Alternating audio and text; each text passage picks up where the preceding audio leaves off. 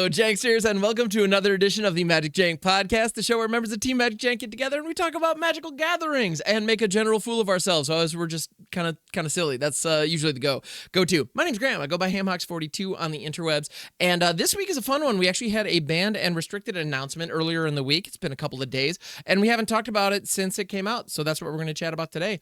And I'm not alone. I'm joined by the one and only Astralsflame. Astros, how's it going, man? It's going good, buddy. It's going good. I was totally surprised and not planned that shocking detail about a banned and restricted announcement. What do you mean there was a banned and restricted announcement that came out on February 9th at 9 a.m. PST that we were totally not aware of and or told about by various multimedia, social media, and other forms of media channels? Indeed. I know, if only there was some way that we could have known that this banned and restricted announcement was coming. Although, I gotta say, I found it hilarious. The discussion going into it, this very well-trodden path, knowing that this ban announcement was coming, I'm very curious what you heard and what kind of scuttlebutt you were privy to ahead of time, because the number of people that asked me, so what do you think is going to get banned in Standard? I got that question all the time, and it was like so much so, and it was wild because it was like, we were a week away from one of the most diverse world championships that we have ever seen in the Standard environment.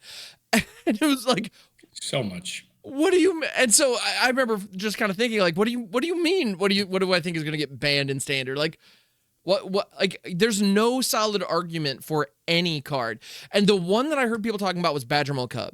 People were like, well, like 40% of the World Championship decks were Badgermole Cub decks. I was like, yeah, and they got dumpster bodied by elementals. Like, yeah, they did. Like,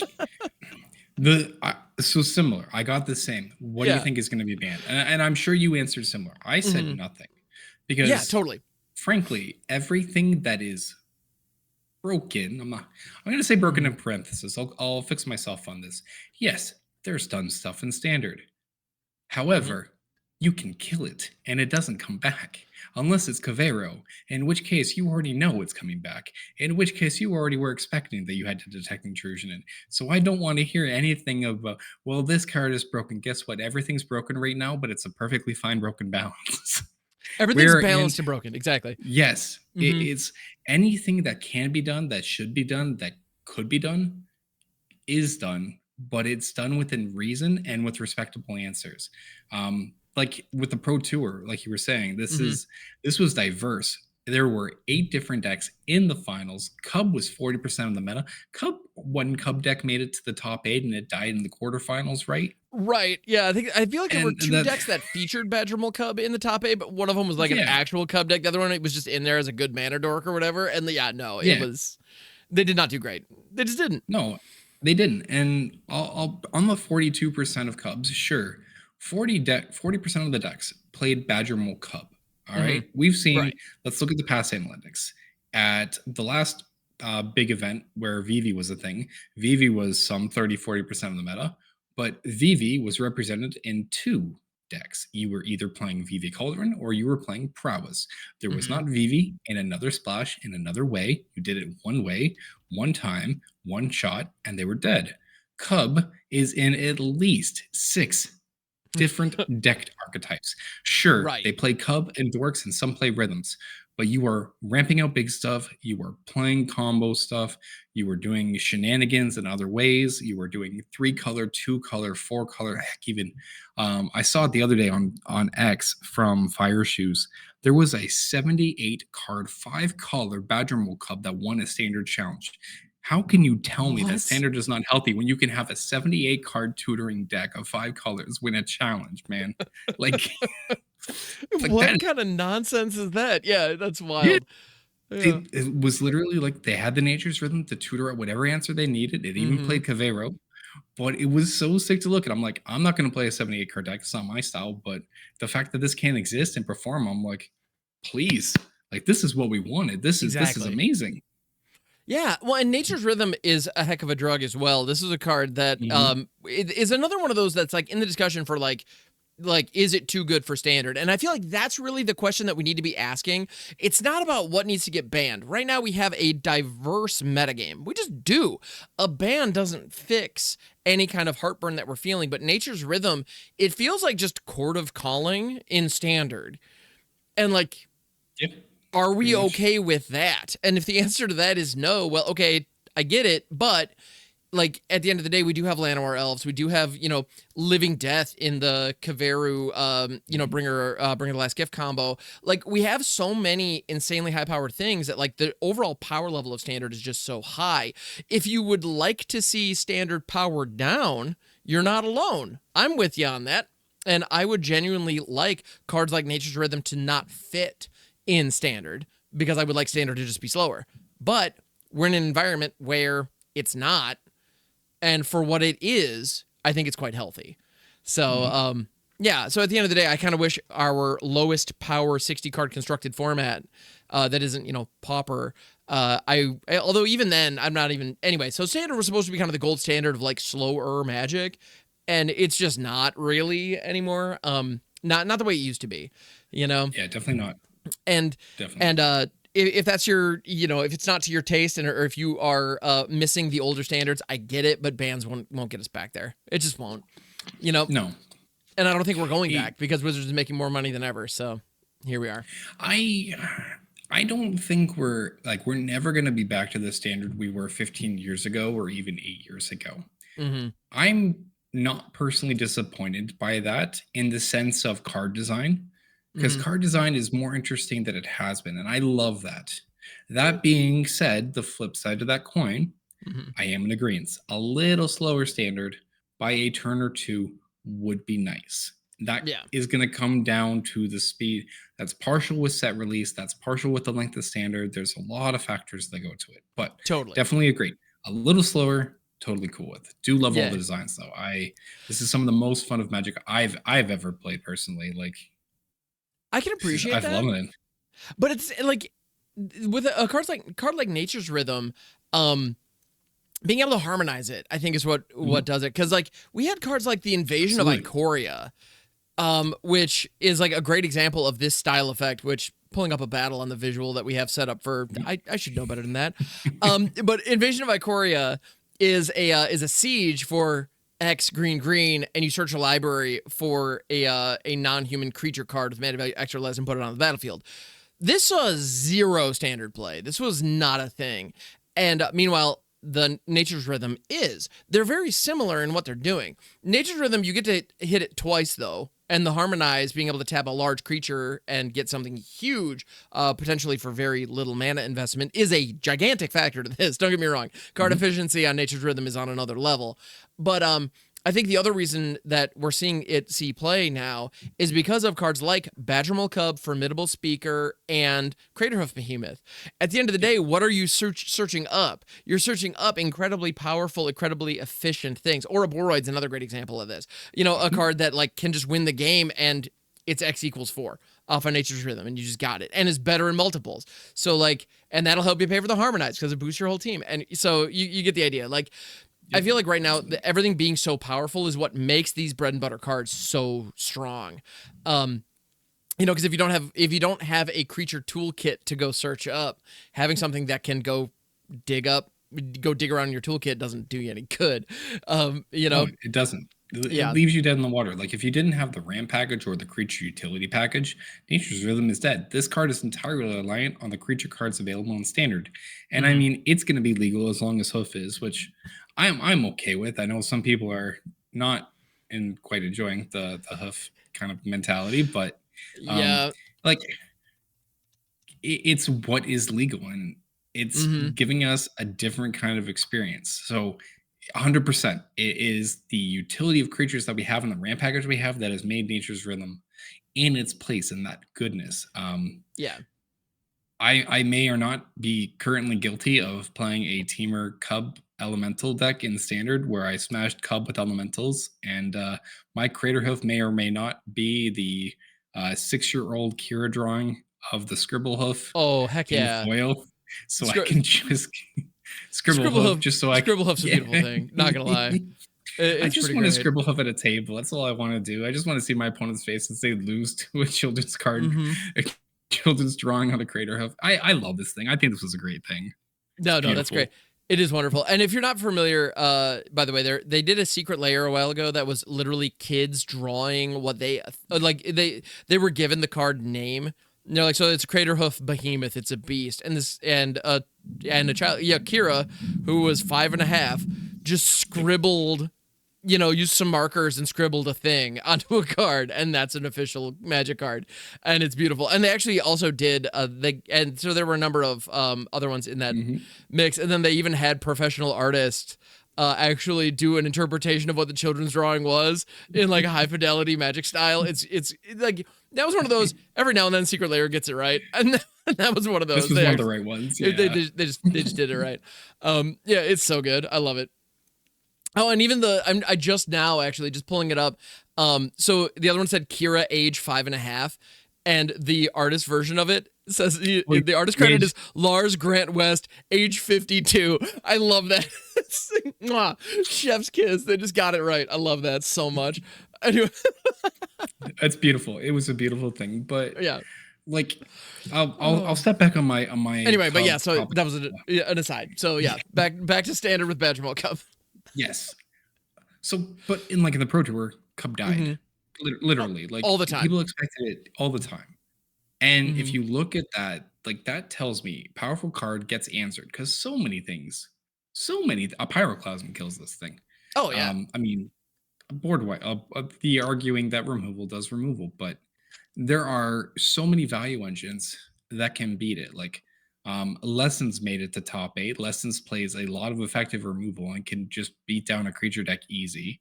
We got to see spell elementals come in with like Hearth Elemental and the Eddie Mercrab tapping down the dorks, the creatures, bouncing stuff. Floodmaw on lands, because technically Floodmaw doesn't say non-land, it just says a creature. Yeah, so that's a detail about Into the Floodmaw that I think a lot of people don't realize is when you give the gift, you're targeting a non-land permanent. If you don't give the gift, you're targeting a creature. So you can target a land creature as long as you don't give them a fish. Oh no, I have to not give my opponent resources in order to target the lands that they earthbent. Oh no, whatever will I do? Yeah, like Into the Floodmaw when played properly against Badger Mole, this is mono blue Stone Rain. It's so it's brutal. It's so good. It's so good. Yeah. I know this just Into the Floodmaw is a good card. Okay, I know, hot take, but yeah. Anyway, regardless, it is very strong. And that's the thing. Into the Floodmaw is a 1-mana answer to the Cub. When the Cub comes down and you earthbend the land, being able to just bounce the land sets them back dramatically, because that doesn't just reduce their mana base by 1, it reduces it by 2 that they were counting on. So at the end of the day, the Cub is still there, but without a mana producing creature, it's a grizzly bear, so they still have to do more to set it up. And even if they have a second Cub in hand to earthbend another land, well, they only have 2 lands down when they drop the other Cub. And so, it's one of those where the tempo hit that provides, if you have another game plan that you are executing, that you're moving forward with, you're probably going to beat them to the punch if you can pull that off on turn 1. Yeah, it's pretty great. Or turn 1 even on the draw even, which is nuts. Yeah, on the draw is phenomenal. But and we saw Floodmaw even bounce. Sorry, not bounce. It's bounce, isn't it? Bounce in a bunch of decks too. Yeah. Which one? No, not the card is called Bounce. It's from Aether Drift. Bounce Off. The 1 mana. Bounce Off, that one. We saw the Bounce Off is awesome. This card is phenomenally underrated, because people say that Into the Floodmaw is a strictly better unsummon, and I would argue that it is a better unsummon, but not a strictly better unsummon. Bounce Off is a strictly better unsummon. Agreed. Yeah, no, because Bounce Off can target your own stuff, whereas Floodmaw can't. So that is a notable difference. But Bounce Off's legit. Just a good card. Just return a creature or vehicle to its owner's hand. But same kind of thing, right? Because one of the top 8 decks, the Elementals deck, plays Bounce Off. So because you would evoke your Elemental, you could evoke a Vibrance, deal 2 damage, hold up a blue mana, respond to the Vibrance evoke trigger, bounce Vibrance back to your hand with Bounce Off, and then deal 3 to the Cub. And then the Cub's dead. Or you can, use the bounce stuff to bounce the land and kill the cub. Like elementals had a great showing, and Oh this my just like goodness. dominated cub decks. These evoke elementals, I think all these evoke elementals are fantastic, because like Vibrance is a great example. So this is the Gruul elemental that if you pay 2 green, you search the library for a land, put it in your hand, then gain 2 life. So it's very similar to your like environmental sciences, or something like that, which, okay, cool. Or any number of the channels, like the armadillo from Thunder Junction comes to mind, or the that one domain sorcery that had the channel ability on it from Dominaria. The name's Yeah. escaping me right now, but you know what I'm saying. It's 2 mana, go grab a land, gain some life. That's not an uncommon effect, but in this case you're not limited to basics, which is kind of a big deal. So that's pretty fantastic. Go grab your Cavern of Souls and just keep trucking. Or for 2 mana, deal 3 damage to any target. So this is either Lightning Strike or Environmental Sciences, or a Super Environmental Sciences, depending on what you need. And so it's like having a split card in a way. And then if you have 5 mana, you can effectively entwine them and also get a 4/4 for your trouble. Like, yeah, the efficiency on these cards is insane when you really break it down. And so I'm not surprised that all the elementals had a phenomenal showing at the at the World Championship. Like the bounce offs and whatnot are amazing. You've got Deceit. Have you played with this thing? Deceit's phenomenal. Oh my goodness. I have some, because I'm building, in addition to my cub deck, I'm also building an elementals deck. Excellent. Yeah, because I wanted both, but it's so good, dude.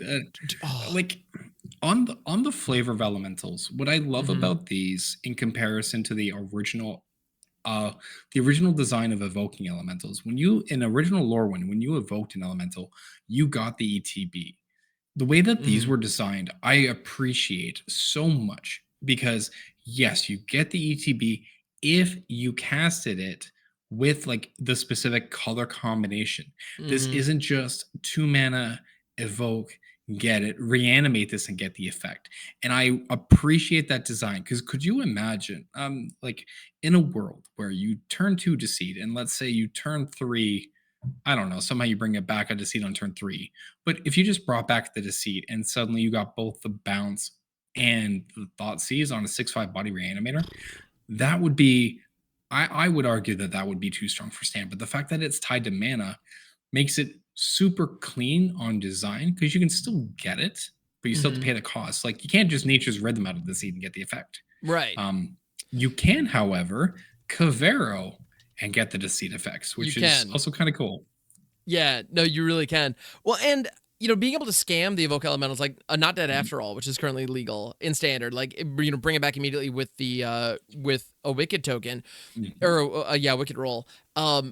You getting a 6/6 on board on turn 3 because you had these 2 cards line up is already good enough, and only getting one of those effects, and only the first time, does tamp it down a little bit. It makes it like a little less egregious than some of the other, scam stuff that we've seen in Modern and whatnot. Yeah, I would argue that if you were getting those effects in like the second time around, it would be way, way, way too powerful. That'd be disgusting. So I think the design in that case, like when they built this, they knew how scam worked, and we all know how scam works, and so they designed it in such a way that we can't super abuse it.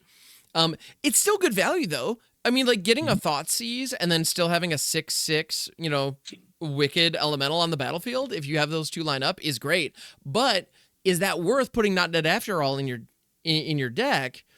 Because on the turns when it doesn't quite line up right on turn 3, is it really worth it? Maybe not, or like supporting it all of a sudden becomes a little bit more awkward, maybe not quite as ideal. So it's not problematic the way that it could have been. So I'm glad that as a result, like these cards, all the elementals just being value elementals is good enough. Like you don't have to do anything special with them, just run them, Yeah, you just play them. Just put them in your deck. Yeah. I think the only elemental that's not really seeing any play is actually Catharsis. Like Deceit, heavily played. Yep. Vibrance and Wistfulness are hard staples in the Izzet elementals or the Teamer / Grixis build. Emptiness you see as a splash in a bit, but we just don't see Catharsis. Yeah, emptiness. Emptiness at least has the removal angle. I run it Yeah, because of the reanimation angle because I'm weird. But you're right. The catharsis is the one that I see almost. I feel like it's in. I've seen this in one or two builds here and there because it has that like mhm, goblin bushwhacker kind of effect. But it does. the fact that it's a 6-drop to get the full value is a little awkward. You know. So I can appreciate that. I feel like in a world where Boros Convoke is good enough, this card is excellent. Because we're in a Yes, world agreed. where Imodane's Recruiter isn't even seeing any play, and that was like a borderline That was the problematic thing. staple not that long ago, big picture. Like, and it's still legal. Like, if that deck was still running around, this would easily slot into it and be very good. Mhm. But it doesn't, so here we are. Yep.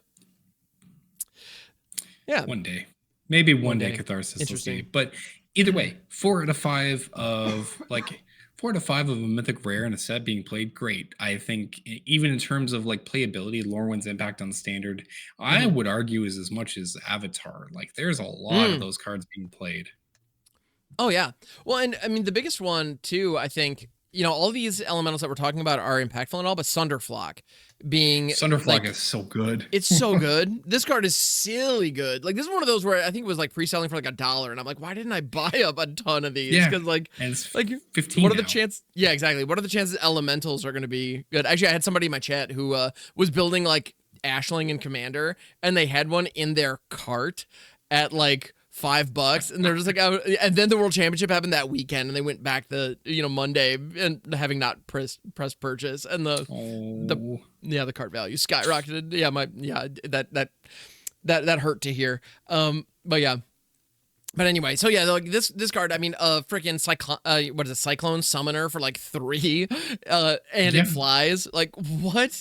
Well, It's e- yeah, it's pretty even gnarly. better. Like, yeah, I think maybe boo on you and me for this one because we both played with this card. Hmm. You remember when we were in our Smuggler Surprise era that we never ended and always lived in? Oh yeah, you And mean right now? you, Yeah, I'm familiar. Yep, yeah, yep. yeah. You remember that? You remember that card from Final Fantasy called Summon Leviathan that we both agreed was like this is kind of dumb that we can just bounce the board and swing into with a 6/6. Mm-hmm. Yeah, no, Like, Smuggler Surprise Summon Leviathan is like instant yeah, speed Leviathan is still one of my favorite things. I love it so much.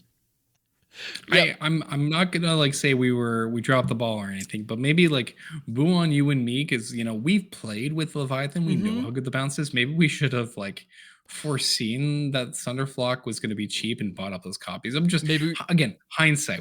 We had the technology. We were you're not doing it wrong. before the Thunderflock was a thing. Mm-hmm. We knew it was good. We knew it's Nobody can good. tell us otherwise. Mm-hmm. And I'm also really jazzed out of the handful of Final Fantasy packs I opened. I opened 2 of these, and I'm just and you Yo. can't have them. They're mine. I love it so much. Yeah. No, you're right. We should have been aware. We should have been on. We were setting the trend. Well, we were Sunderflocking Yeah, long before Sunderflock, and we should have known. But alas, we did not. did not ride the market on that one appropriately. And you're right. Feeling silly now. It's okay. Next time we'll get them next year. We'll get him. We'll get him next time. Exactly. Yeah. Oh my goodness. Yeah. Fun stuff. But yeah, so all that is to say, Standard's in a really fun spot right now. I mean, it is high power. And if that isn't a deal breaker for you, then enjoy. It's a lot of fun. And as a result, there were no bans in Standard. Yeah. And I think the general consensus among reasonable Magic players is that was correct. And we're moving forward and life is good. I do think ban culture has gotten to a point where it's almost muscle memory at this point, or like there's almost an expectation that when a ban list or a ban announcement is coming, Standard players feel a need to like proactively like call for stuff, and I think that's just habit at this point. It's not. Yeah, yeah. Anyone calling for a ban going into this one, I don't think was being honest with what they were saying. I would agree. Like thinking back, I think this is the first time. Maybe there was one other one I'm not quite remembering, but I believe over the last 2 or 3 years, this is the first ban announcement where we haven't had like a card banned. I'd have to It's look back to verify that, it's but been a minute. of the majority, yeah, Yeah, like it's been a long time. at the very least, it's been the Vivi because then we had Corey, and then we still had something before Corey, Monstrous Rage before Corey Steel, right? Yeah, the Monstrous Rage Beanstalk. Yep, that ban announcement. Yeah, Yeah. Beanstalk. Like Hmm. it's been a minute, man, and I'm happy. just not banning. Like we don't. The word doesn't need to be said. Yeah, we don't have to. We don't. It's like we don't have to ban. We can just accept that standard is good, folks. You can It's just true. accept things are balanced. Yeah, It's and that's okay. the point that I like to make with that is Mm. that as a player, if a particular card or a particular strategy is getting under your skin and like is feeling problematic to you, Mhm. um, run cards that stop it. And like Yeah, you have 100%. control to change your deck list around. And calling for a ban is saying that you're helpless. You know, you're Yeah. saying that I can't fix this. But guess what? You can. Right now, there are tools, there are options. You may have to run cards you don't want to see necessarily, but at the end of the day, like, you know, run more of particular, like change your interaction package a little bit, like adjust. You gotta, but you can. And we Mhm. right now, the standard has the tools to counteract any individual strategy, Yep. and so it's up to us as players to navigate it and kind of ride the ebbs and flows. And I don't know, in theory, that's the fun part, right? So Yeah, it yeah, is. It's like solving a puzzle, right? And hmm it's also just a good yeah, chance to grow because if you never adapt, you don't have to change your play style. But if you never adapt your tools of interaction or your perception of how you're going to answer another deck, your improvement of a player is going to be drastically. It's going to halt, or it's just stagnating, or it's just going to only go up by little. If you are hmm able to adjust to a strategy, you still keep to how you want to play the deck, but maybe change up, instead of duress, play intimidation tactics, there you right? go. Because Yeah. we're very creature heavy. If ETBs are a problem, play Torpor Orb. Just don't bring it in against elementals because then you're going to stare down a 2 mana 6/5. And that might be a problem. Yeah, yeah, the evoke is a trigger. Fun fact, you guys. Yeah, it's a whole It thing. is an attack trigger. Unless that's what you want, unless you're running elementals and you want to do that. Although torpor with elementals would become weird then because are you, does your deck want to get the effects or not? Like, or does it want to shut off the evoke? Like the cost benefit there is interesting. Like It's it's not an obvious sure thing either way. But yeah, so No, it's not. yeah, It anyway. it was like the like 2 nights ago, I was doing some practice with my RCQ deck, and hmm to set up lethal, I evoked in a vibrance on my board for 2 mana, and I had to detect intrusion and a tapped Llanowar Elf. So, sorry, it would be Spider Sense. So Yeah. I evoked in my vibrance. I dealt my 3. The trigger it's a triggered ability for evoke. It's still in the stack. So I paid the 1 blue, bounced my Llanowar Elf back to my hand, and I countered my own evoke trigger to keep a 4/4. Let's go. That is such a clean line. I love that. Heck yeah. Yeah, so there's like fun little things. Like the fact we live in a standard where we can like do scam elementals is phenomenal to me in a fair way, right? Right. Yeah. But I It's love it. fun. I love it. It's yeah. So per- perspective, open your eyes and keep in mind how to change and adapt to fit your play style to move ahead because it'll just make you a better player. And there's nothing wrong with becoming better at the game. It doesn't make you a tryhard or hmm not being a tryhard is not bad. But if you're someone Right. that wants to consider yourself more casual to enjoy the format, it's not bad to improve. hmm Improving just means you get to enjoy the game more because you'll get to see more lines. Yeah. And It's a good thing. yeah, and as somebody who's regularly talking about the fact that I wish more cards that are in the standard card pool were playable, like I wish more of them were just good enough to hang. Like I really miss the days when you could build Mhm. around like the garbage 5 drop, which we're well past that at this point. Like, I've tinkered with Meek Attack a little bit as one example of a card that like I really wish That's that was fun. good, and like it's just not. Like the World Sire Meek Attack thing is cute, but at the end of the day, like you're getting a big sack of stats 1 turn. It doesn't even have trample natively. Like it's the amount of hoops you got to jump through to make it work is just really silly. But it's Yeah. cool when it pops. It's not competitively viable, um, and it's not gonna be like anytime soon. I don't believe, and I wish it was. I think that'd be fun if the format was slow enough. But at the end of the day, if you're trying to be competitive, just play good cards. Like you just got to play the good cards. It is what it is. And that's right now we're at a point where fortunately there are enough of them that we can be, yeah, we can have a good time. That said, other formats did not escape unscathed in this ban They did announcement. not. Specifically historic. Holy cow. If Yeah, that you're was a big one. if you were an historic gamer, so yeah, we're like standard is in this great position. Nothing needs to get banned. Apparently, historic needed to get frickin' rewritten, and they did that this week. So there were a number of bannings, and as well as unbannings.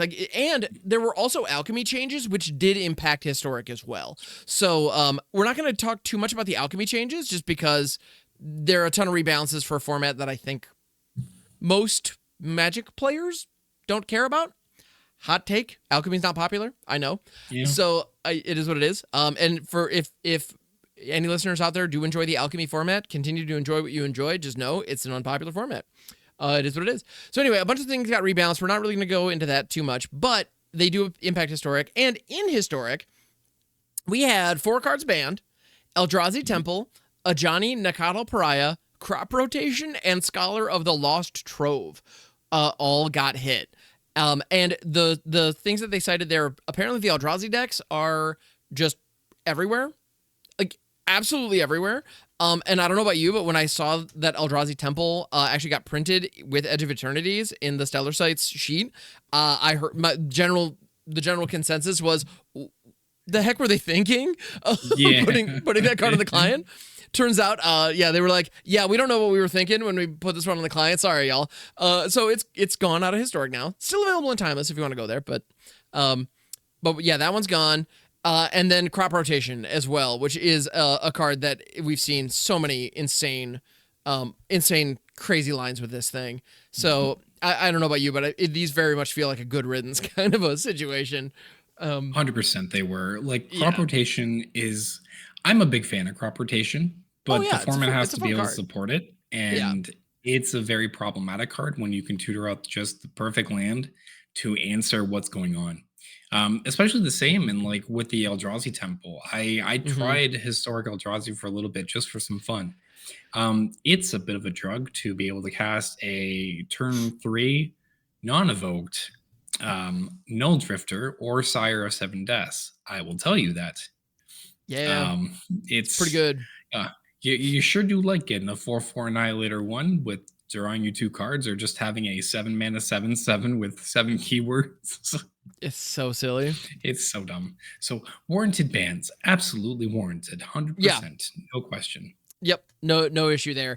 And then Scholar of the Lost Trove is another one where, if you're not familiar with this one, because you haven't been playing historic, it is a 5/5 for 7, and when it enters the battlefield, you may cast an instant sorcery or artifact card from your graveyard without paying its mana cost.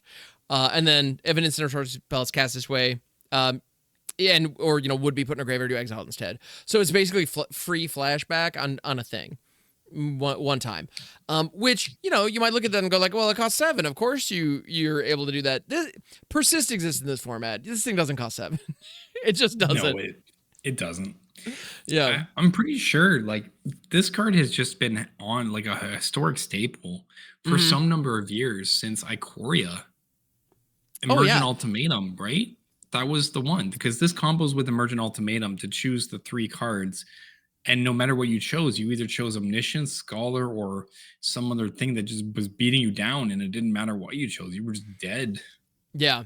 Well, and as somebody who enjoys Breach the Multiverse, like, I can tell you, this card, even when it's not like super egregious, is still really egregious.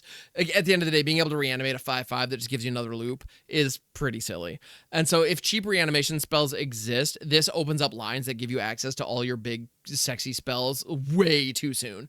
It just does. And so apparently, like, 2-card Scholar combo decks were running roughshod in historic, especially in Best of 1.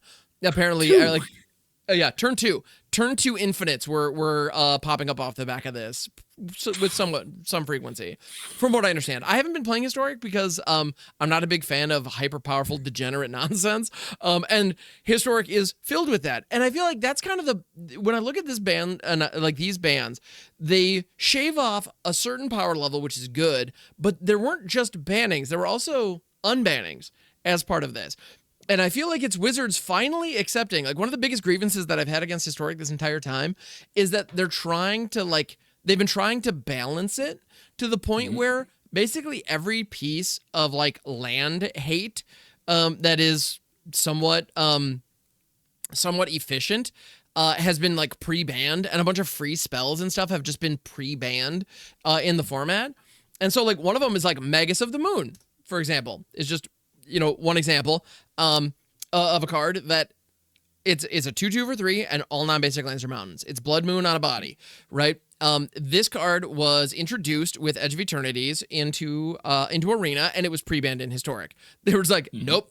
Like you're allowed to have it in Timeless, you're allowed to have it in Brawl.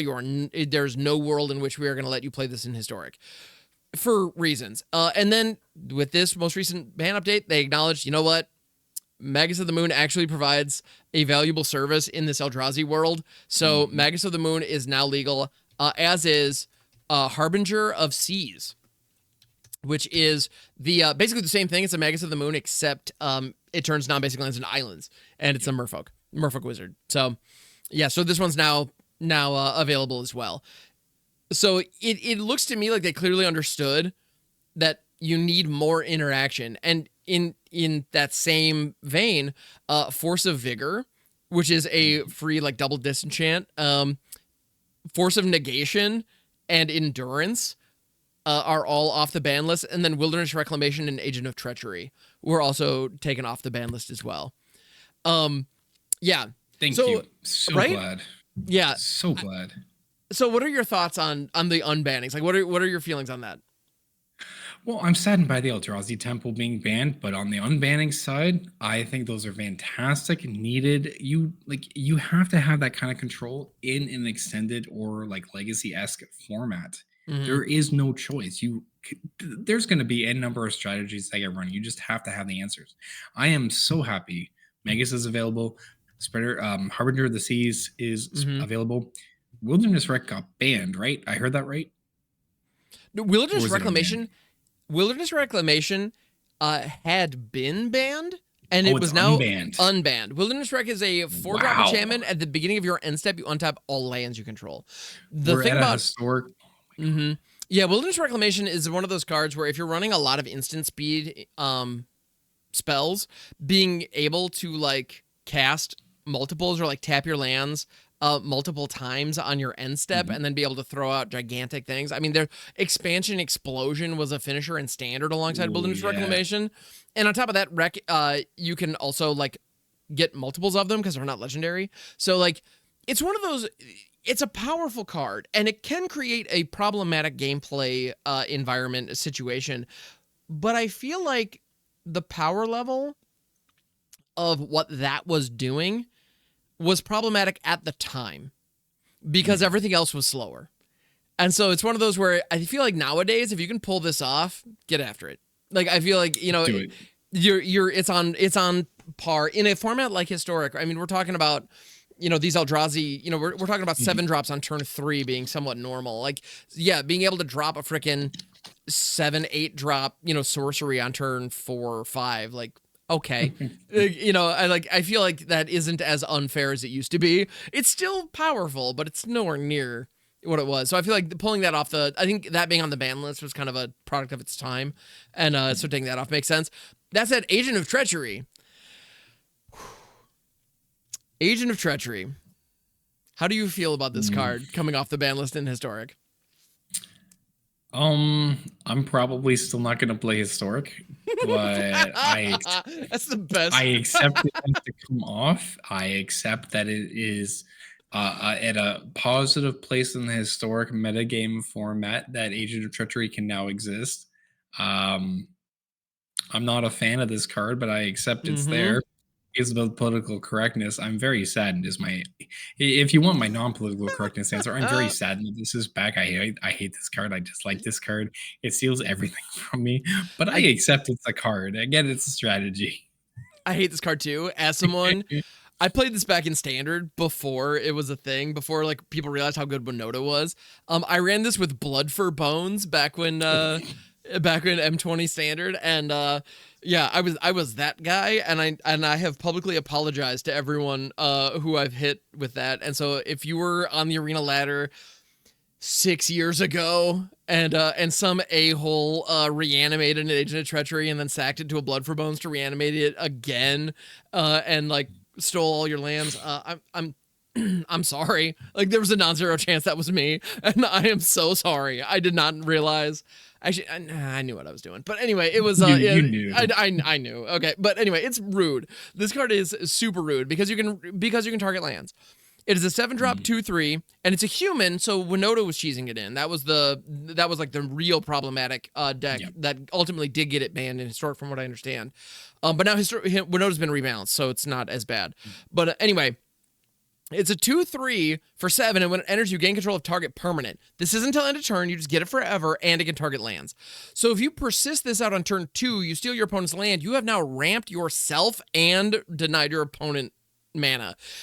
If you can get Agent of Treachery going fast, and if you can like blink it or clone it or do any of that, like the value swing in your favor is genuinely backbreaking. And then on top of that, there's another line of text that I always forget about until it triggers. And then I'm like, oh yeah. At the beginning of your end step, if you control 3 or more permanents you don't own, draw 3 cards. Just because.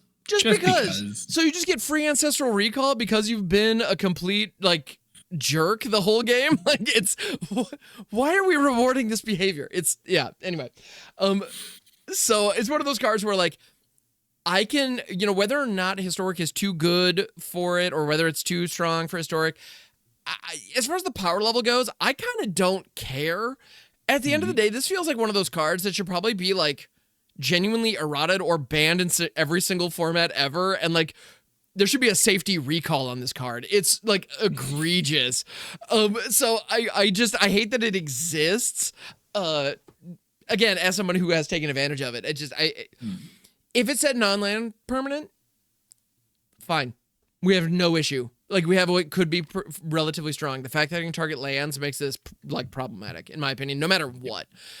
So yeah, I'm with you. I'm probably not going to play Historic. But okay, I guess Historic players now get to persist this because we can.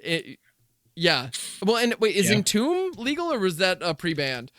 I think that was pre-banned, but Entomb was just put in the graveyard. Thank God.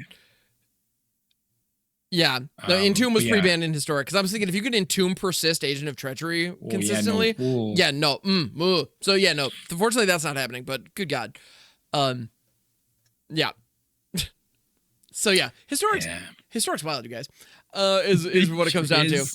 And so it's funny because on the one hand, I'm glad that they kind of like gutted trimmed the top off that Eldrazi deck. I'm glad that they did that. Also, Ajani Nakata Pariah getting banned, I think was interesting. Yeah, that needed to go. Honestly, I think all of Modern Horizons getting thrown into Historic, I think was just silly. Like, let's design an entire format that is strong enough that it's going to rotate Modern. Like, let's rotate the set that includes every card that's been printed in the last 20 years. So, ostensibly, we're printing the strongest set that has existed in this game in the last 20 years. Basically, yeah. And let's drop it. Rotate a subset. And then let's just throw it into Historic just cuz and see what happens. Like, given that Historic was nowhere near as strong as Modern was at the time this came out. So I feel like Historic and Brawl on Arena are absolutely dominated by MH3 cards, and of course they are, because they're just stronger than anything else you can be doing. And I'm no exception. I play Ripples of Undeath, Chthonian Nightmare, friggin' Accursed Marauder. I do all that stuff.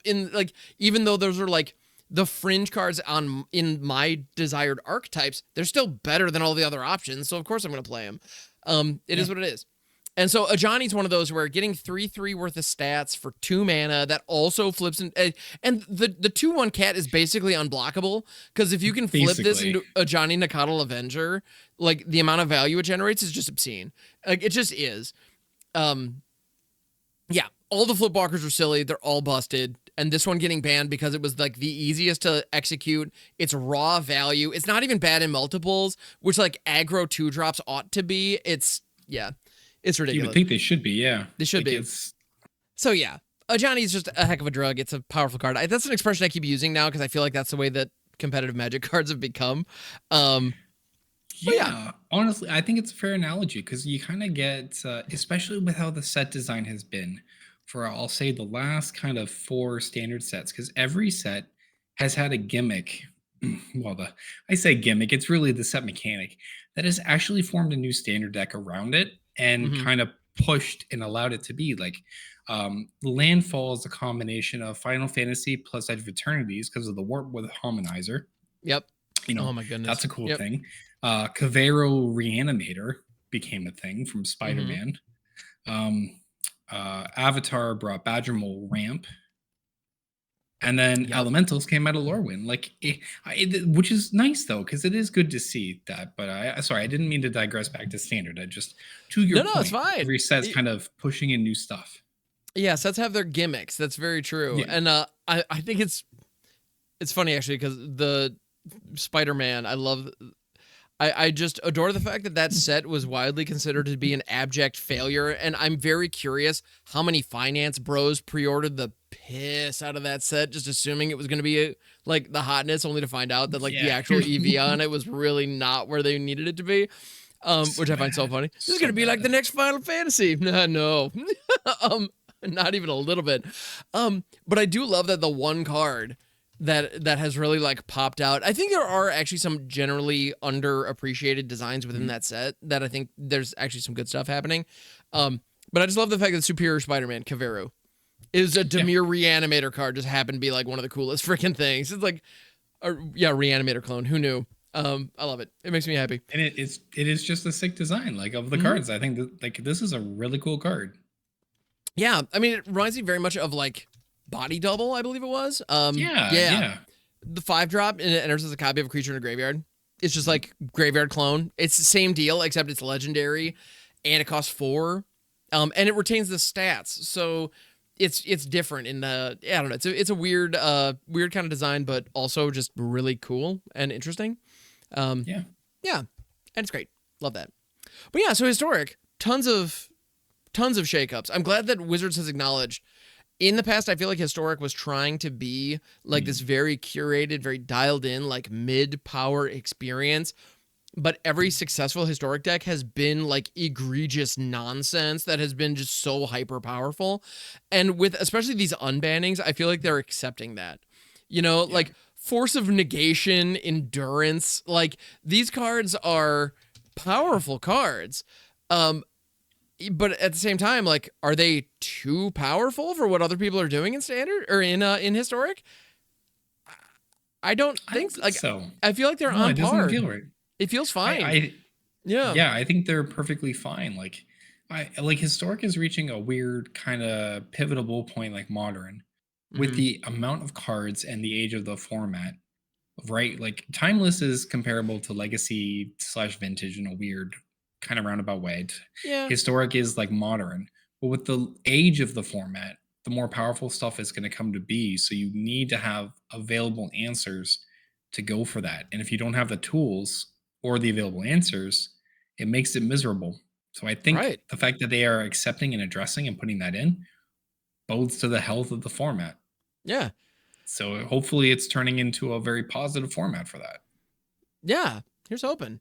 You know, if you want your high power, high power fix, that's an option. Mhm. Now that said, I find it so funny that like cards like Magus of the Moon, for example, we talked about Magus of the Moon, Mhm. unbanned, but Blood Moon is not. Which, okay, you know they drew a line somewhere, which is fine, I guess. Apparently, the ability to be picked off like a creature Mhm. that might have to block at some point or is can be killed by a shock is easier to deal with than an enchantment. But even so, like, do you agree with that? Like, should we even like if one is fair, why isn't the other? Or like, is it enough of a difference?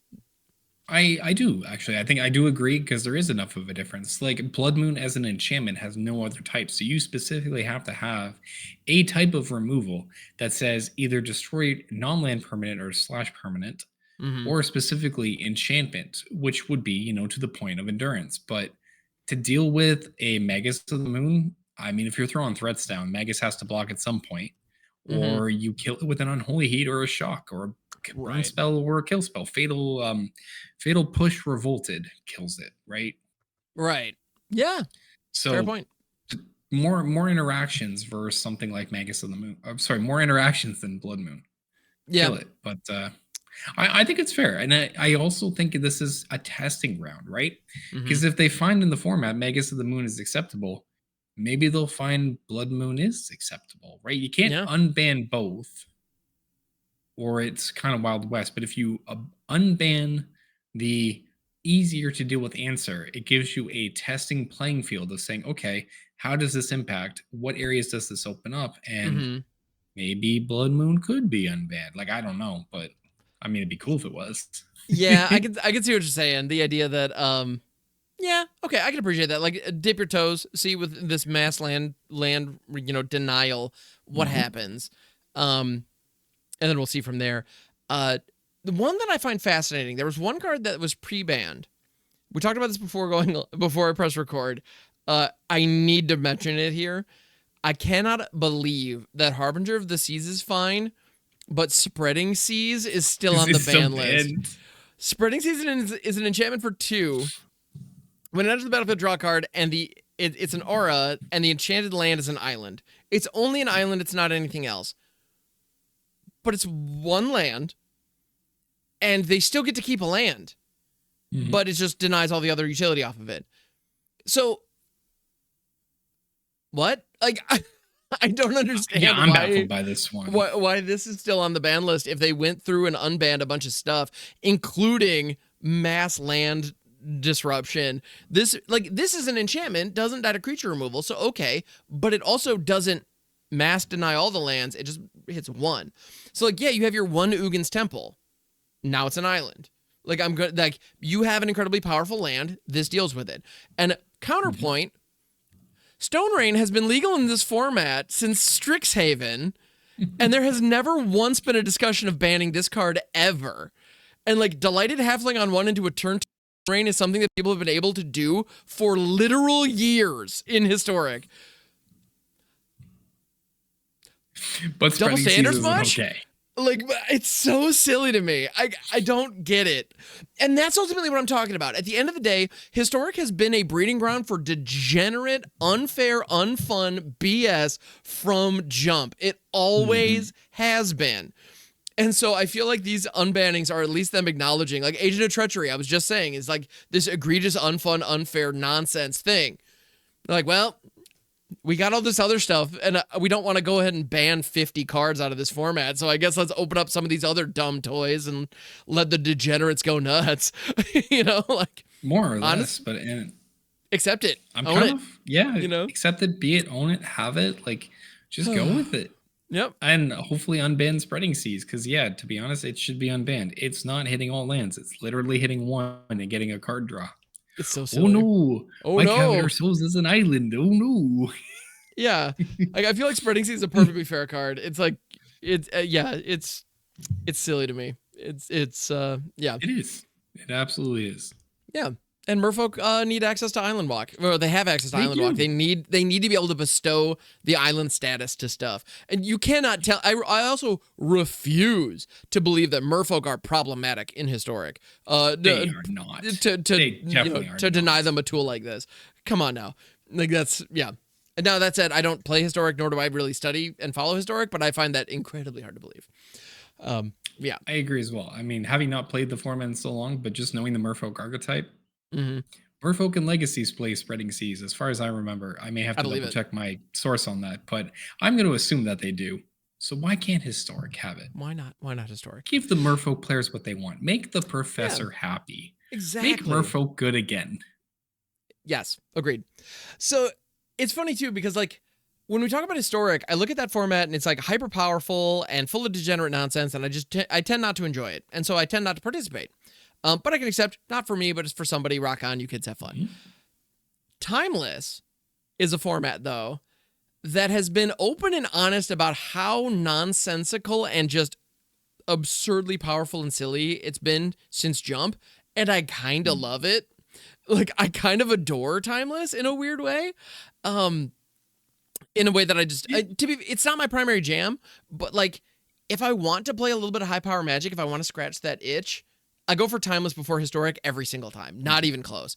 And there's something about like a format where you can legitimately like channel Fireball if you hit a lucky nut draw. I kind of love that. It's so dumb. And that said, even Timeless got impacted by the BNR this past week. So Yeah. if you're not familiar in Timeless, there are no banned cards. If a card is available as a craftable card on Arena, it is legal in Timeless. And if you're like, wow, that sounds disgusting. Yup. And that's the whole idea. Is it, so you're going for turn 1 or 2, like insane setups. Underworld breach, like crazy loops are absolutely possible. Dark Ritual, Stitcher Supplier, all that jazz, like you feed stuff. It gets silly. It gets everything's nuts. But even Wizards acknowledged, okay, there is a card that we need to do something about in Timeless, and there are 3 restricted cards, now 4, where you're only allowed to have 1 in your deck. So I mentioned Channel Fireball. Channel was always on the restricted list because they just know if that's legal, if that's legal as a 4 of, the consistency on it would be way too much. So it's a 1 of. Demonic Tutor was also on the restricted list because the moment that card's not on the restricted list, you just have like nothing else on the restricted list matters because you'll be able to tutor it up. And then Tibble's Trickery, because when they made that card, they messed up. It's really they did. They just messed up. That card is just poorly designed from start to finish. It's real dumb. Anyway, so those are all on the restricted list, and now Necropotence is joining it. So Necro, if you're not familiar, it is basically, I believe, the single strongest, like consistent piece of card advantage that has ever existed. Pretty close. It's pretty close. I don't know that there's many contenders, but in terms of like just cards to hand, yeah. Because and the thing about it that also helps it too. This isn't even just draw. This is just let me just get cards in my hand to get around things like Orcish Bowmaster. Yeah, Orcish Bowmaster doesn't trigger off this. Also, if your opponent's trying to mill you, you just don't draw cards. Yeah. So it says skip your draw step, and then whenever you discard a card, you exile that card from your graveyard. So this is why I don't play with this card, is because it shuts off my graveyard. I can't have that. But if you don't care about your graveyard, which plenty of decks don't, it's not a big deal. Then you pay 1 life, you exile the top card of your library face down, and then on your end step, you put that into your hand. And so the idea is you're paying 1 life for every card that you access, and you get them all at the end of the turn. But once you have a Necropotence down, you have a full grip going into every single turn. And if you want to, you could draw frickin' 10 cards on the first turn it comes down and just, filter through the ones you need, discard the ones you don't, any excess lands or whatever that you find, just let it go. And like the amount of crafting that you can do with your hand with this card is bonkers. It's incredible. And in a format where Dark Ritual is legal, this can hit the battlefield as early as turn 1 with some consistency. And so, no surprise, Necropotence was just running the show in Timeless for some time. It was an absolute format staple from the get-go. And format staples are one thing. I mean, Lightning Bolt's a format staple. Is it a problematic card? I find that hard to say. Ragavan isn't even all that great anymore, but Orcish Bowmasters is one of those. Like, there's plenty of staples that see play in a ton of different decks without necessarily being problematic, but apparently, Necropotence is problematic enough that it is now limited to 1 copy in any deck. So how are we feeling about that? I'm sad. Because when I did play decks, I did play Necropotence. But I accept it. I understand it. It needs to be restricted because of just how strong it is. Like the ability to draw, when you have 4 copies in your deck, you have a high probability to draw this in your opening 7 or top 15. When this slams down, you're probably minusing 5 to 10 life to just refill your hand, find what you need, and probably go to win the game on the next turn. Right. So completely, I think it's a warranted restriction. I'm saddened, but I agree. It's just very strong. Even in Commander. Oh my goodness. This is just like a super strong. This is a game-ending card in Commander. Like, yeah. It's restricted in Vintage. You don't get restricted in Vintage for being fair and balanced. That's just no, you don't. Yeah, it's pretty silly. Yeah, and it is on the Game Changer list in Commander. Yeah, as it should be. Yeah, exactly. Like, and it's funny because I've played plenty of like bracket 3 games where people have played Necro. And unless the rest of the deck is really bad, which I've seen, like the last time I think I saw a Necro drop down, it was in an Esper deck that was playing like all banding. It was very silly and it was delightful. Like but it was a goofy deck, and that was just its card draw engine.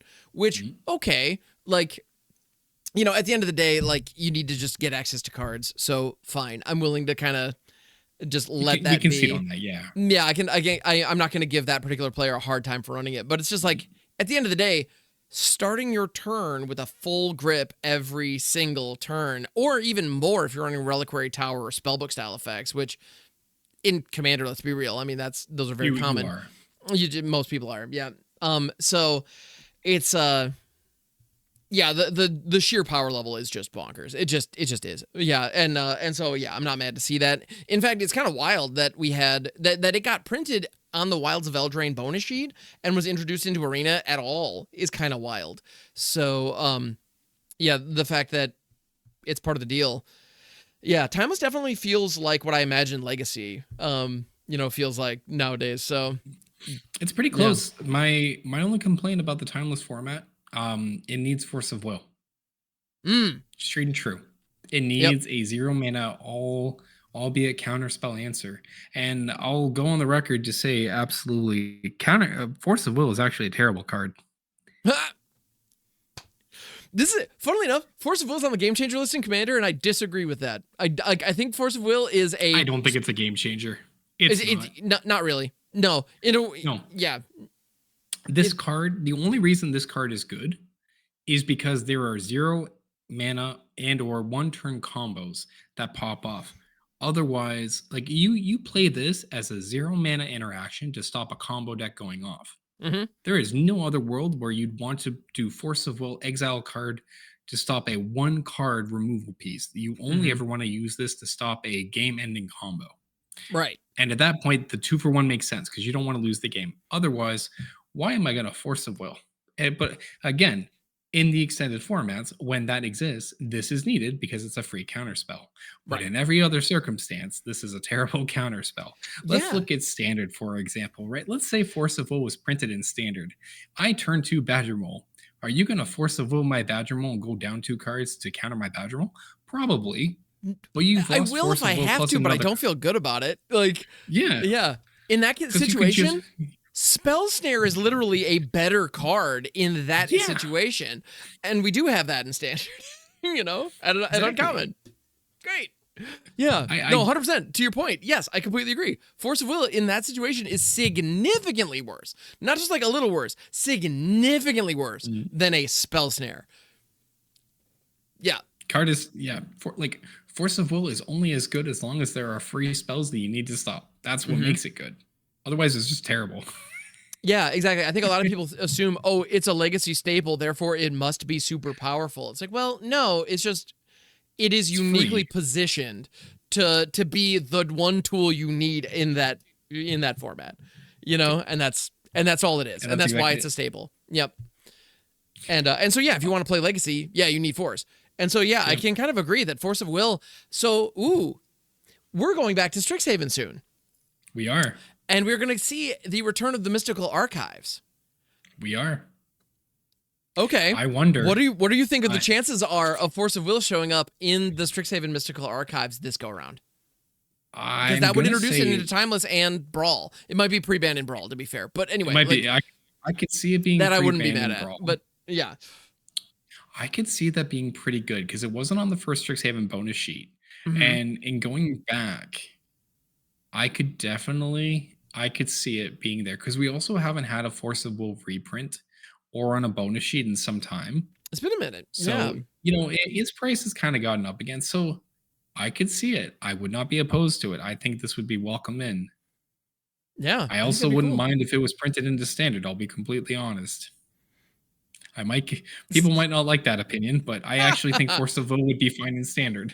That's a hot take. I don't know that I agree with that. I don't want them to. If Force of Will existed in Standard, that would be a permission slip for them to be printing like more powerful 1-drops and fast mana into Standard, and I don't want to see that. Agreed. So I see your point, but I would rather they yeah. not go that's a slippery slope. I'd rather they not tread down. For sure. I'm not saying they should print it into standard, Yeah. but I do think if Force of Will was in standard, it actually would be an acceptable piece to be running. Not a great piece, but anyways, different topic, different day. Different topic, different day. But I'm thinking right now of like the Jeskai control deck that's running around out there right now that's using Jeskai Revelation as the finisher. If Force of Will were legal in the current standard environment, how many forces would you add into that deck if you were playing it? I'd go probably 2 or 3 personally. You think? See, I'm thinking like 2 main with an extra one on the board or something like that. I'd go something like that. Yeah, but honestly, like genuinely, again, I think a Spell Pierce or Spell Snare is going to be preferable in a lot of situations over Force. It just is. Yeah, it is because like you don't want to force a will of 1-drop. Oh, I mean, maybe you want to force a will at Nature's Rhythm but like, yeah, there's a time. You probably want to force a will at Nature's Rhythm, but yeah, it just again. But yeah, anyways, that was my thought. Interesting thought. Is there anything in standard I want to force a will that would actually make it be like good? And I mean, there's a couple things, but at the same time, if I have to play force, I'm 2 for winning myself because there's nothing I really want to force. Well, and are you going to exile bad. are you going to exile a stock up or consult the star charts out of your hand to cast Force of Will? How bad? I don't want to. No, that hurts. Exactly. Exactly. You don't want to, or like getting rid of like letting one of your Jeskai's Revelations go in order to force. Oh goodness, like that. Yeah, I don't think there's any scenario unless it's like your way to hang on and not lose on the spot. Like that's the one. Yeah. Which, okay, sure. And that's what Force's job is to just make sure you don't just die immediately. But even the fact that you have to pay a life is not irrelevant with as far as the cost goes. So yeah, interesting stuff.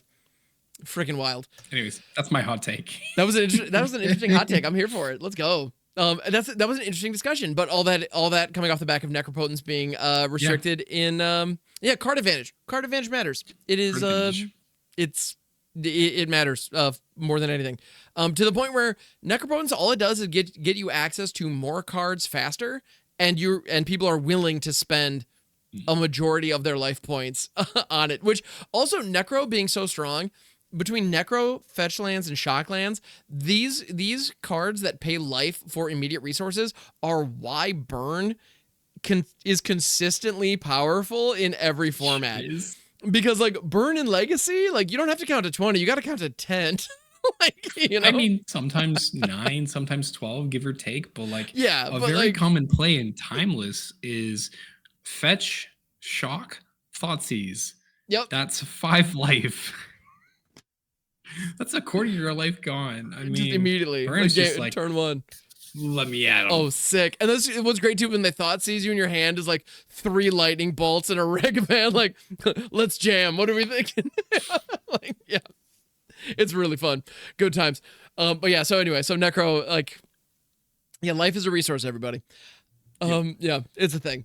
And yeah, anyway, so Necro is amazing. It is, no question. But it is now restricted in Timeless. So yeah. So yeah, Historic, Alchemy, and Timeless all saw pretty significant changes, but they were not the only formats that were affected. Mm-hmm. So in addition to playing Arena, which, actually, that's another detail that I think is really valuable and worth calling out. Mm-hmm. Arena saw a ton of changes as a direct result of this banned and restricted announcement. Paper Play saw 0. Oh, you're right, actually, yeah. Yeah, it's true. Everything was digital. Every single change was digital. There were no Pioneer, Modern, Legacy, Vintage, Standard. None of those formats got touched. Yeah, you're right. I didn't think about that. Yep. I say that announcement. There was another announcement that happened to coincide with it that was Commander, and so that obviously impacts Paper Play. But funnily enough, nothing got banned in Commander. We had a Commander ban announcement, and nothing got banned, and 2 things got unbanned. And no, it wasn't Mana Crypt or Dockside Extortionist. Sorry, sickos. Yeah, but, thank goodness. Yeah, there was. I saw there was some speculative like buy-ups of that happening. Which same with Shield Lotus, I think too. Yep, which like finance gonna finance, I guess. But yeah, but those investments turned out to be poorly placed. Instead, Biorhythm got unbanned, and then Lutri the Spell Chaser was also unbanned finally. So Do we have thoughts on let's not bury the lead, Lutri. Now it is no longer banned. Lutri had been preemptively banned. They just took the otter out back and just capped it old Yeller style from jump.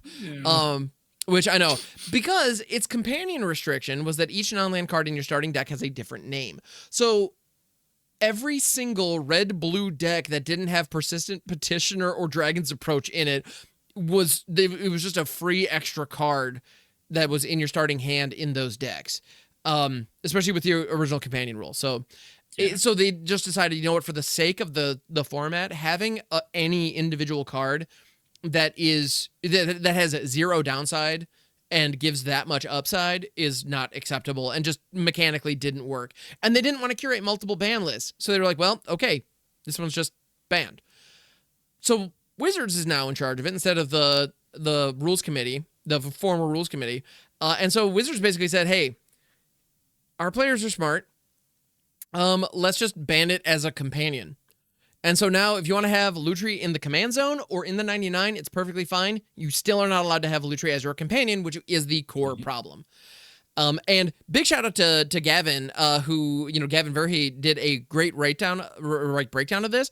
And in the breakdown, he specifically called out banned as commander and what the potential implications of that. Because I know the first time I saw, like, oh, banned as companion is now a thing, my immediate thought, and I think it was the thought of a lot of players, is, oh, is banned as commander going to come back? Because it did exist at one time, and there were plenty of cards that in the command zone were problematic, but were fine in the 99 for the most part. Like Yuriko is problematic because you can keep recurring, like the recursion and not paying commander tax, and like that's the issue with Yuriko.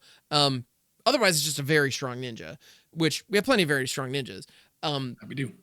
So, banned as commander, we don't have a problem. But although Yuriko's not even on the ban list, so that's its own thing. But anyway,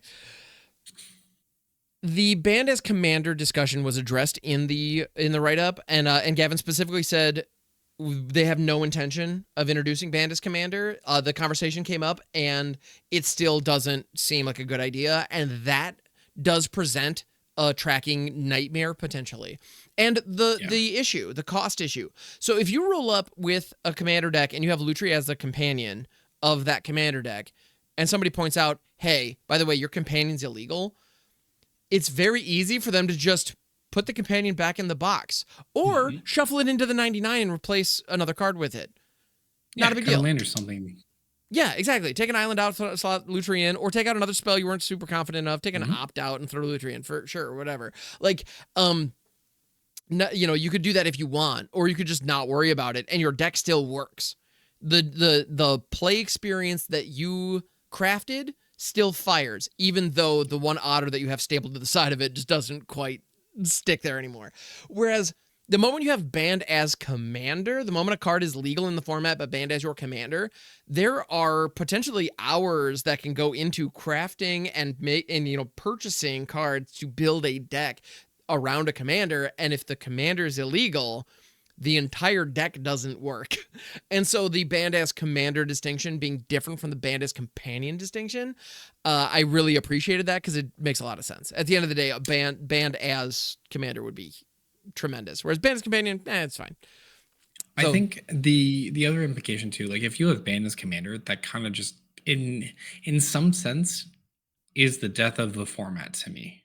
Because Astros with the hot takes all over today. I know. Anyway. Yeah, a lot of takes. And I was thinking about this too, because I'm like, I was very excited to see the otter free. And my first thought when the otter got free, I was like, they know companion is a problematic mechanic. Only a few of the companions can actually be played in commander as a companion at this point. I think it's literally down to Lutri, Karuga, and Lurrus is Garuda. Yeah, Lurrus, Garuda, Obosh. Oh, Obosh too. Sorry. Zerda can, but like Zerda can, yeah. Sorry, there's a few more. But like there's but like Yorion banned itself because of the rules of the format. Like yeah. And like that's very fair though. Like so okay, maybe more than I can remember because there's a few, but companion busted mechanic. It is. And the companion restrictions for the most part are all like difficult to balance to a point. You know, cards like Gigantha, I think Gigantha and Kahira are probably the easiest to slot in wherever. Yeah, And definitely. you know, like that's very and I have a Gigantha deck, but Gigantha is the commander, not in the not as a companion. And it works pretty well. Gigantha's at the helm of my Door to Nothingness deck. I freaking love that. And That is Gigantha really is a sweet. fantastic commander in that context. But even then, the companion text on it is irrelevant. I just like what this card is doing for that deck specifically. Companion doesn't come into play at all. And Luris is another great example of one. This card is just uniquely scuffed. Like they just messed up when they Yeah. made this card. Oh, they did so bad. And I run it in a ton of decks. I run Luris in a bunch of decks, but not as a companion, just in the deck, like just, you know, as part of the 99. Because the companion restriction of each permanent card costing, you know, 2 or less is really big. Like that's a big restriction. It just is. And so building your deck to satisfy that restriction is tough. Like it is. And so when companion restrictions are difficult to execute, I think companions can be fun. You know, like Zerta presents a really interesting design build challenge. Obosh is another like absolute Obosh the gets prey a fun piercer. one. Obosh rules, and like you can only have odd mana cost cards, Mhm. and it like really incentivizes aggression. And so like, how do you build an aggro deck with no 2-drops in it? Like that's I like don't know. what? Like that's really weird, and like that produces an interesting challenge. And so like that's kind of cool, and like those use cases for companion, I don't know. Like, there's a time and a place for it. And Lutri, There is. There definitely is. I personally, I'm of the opinion that if a mechanic uses the sideboard though, it shouldn't be allowed in Commander. Period. Agreed. Or give us wishboards. Like make a Yeah. make sideboard compatible mechanics just compatible across the board. Yeah, make it So like, I don't know, like a wish board could be 5 cards set aside in your binder that you bring with the deck, and you can just pull it out of there. yeah, give us 5 Something. card sideboards for or friggin' 6 cards, 7 cards, whatever. Like what is Yeah. it? What is the best of one? The best of one cutoff in on Arena? I think it's 7 cards, right? Where It you was get 7, but they changed it to 15. Oh, really? In best of one you can run Yeah, 15 there cards was now? that. Yeah, Oh, yeah, they did change that. It was in a recent update. Because I mean, at the same reason, like look at so Lutri auto excluded as a companion because of the banning. right. Otherwise, auto include, but without a wish board touching into the cards. Because if you cast wish, the actual card, you can't wish in anything. You can't wish for anything. You Yeah. also can't learn.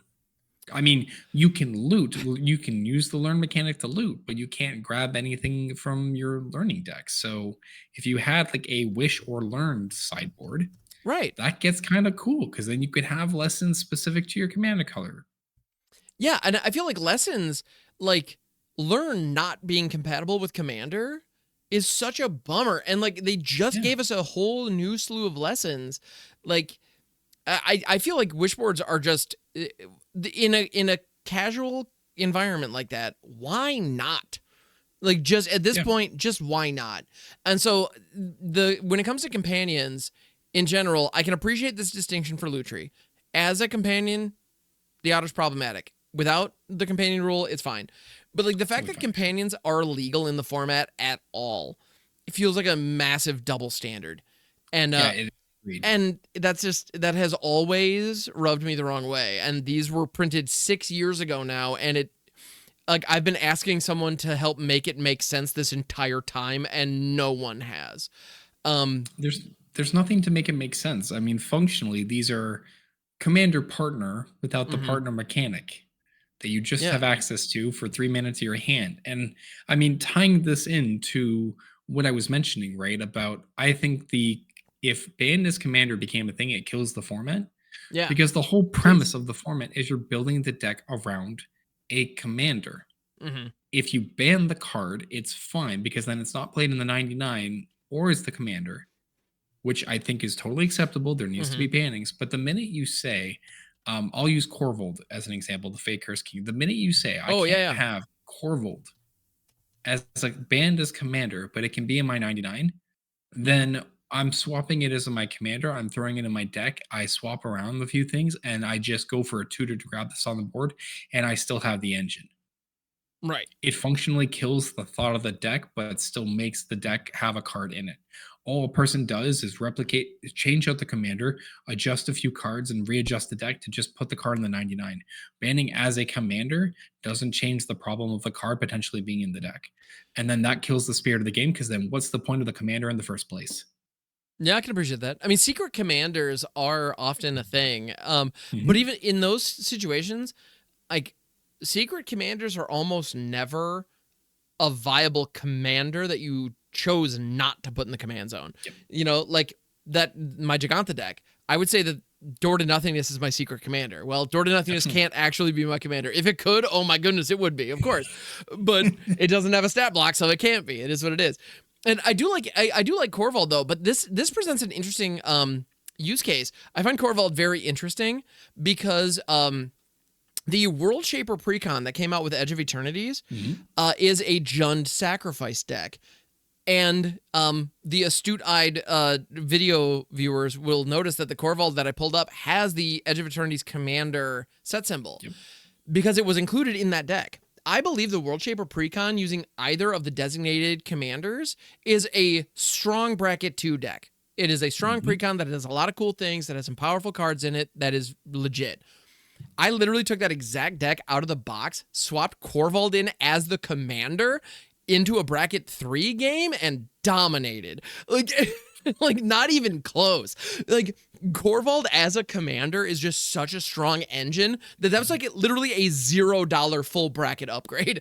Like it's wild. Like I literally just swap what's face up when you start. And so I didn't tell him it was an out of the box precon either. I was just like, yeah, no, this is my Corval deck. There's a gimmick. Let me know, let me know when you find it out.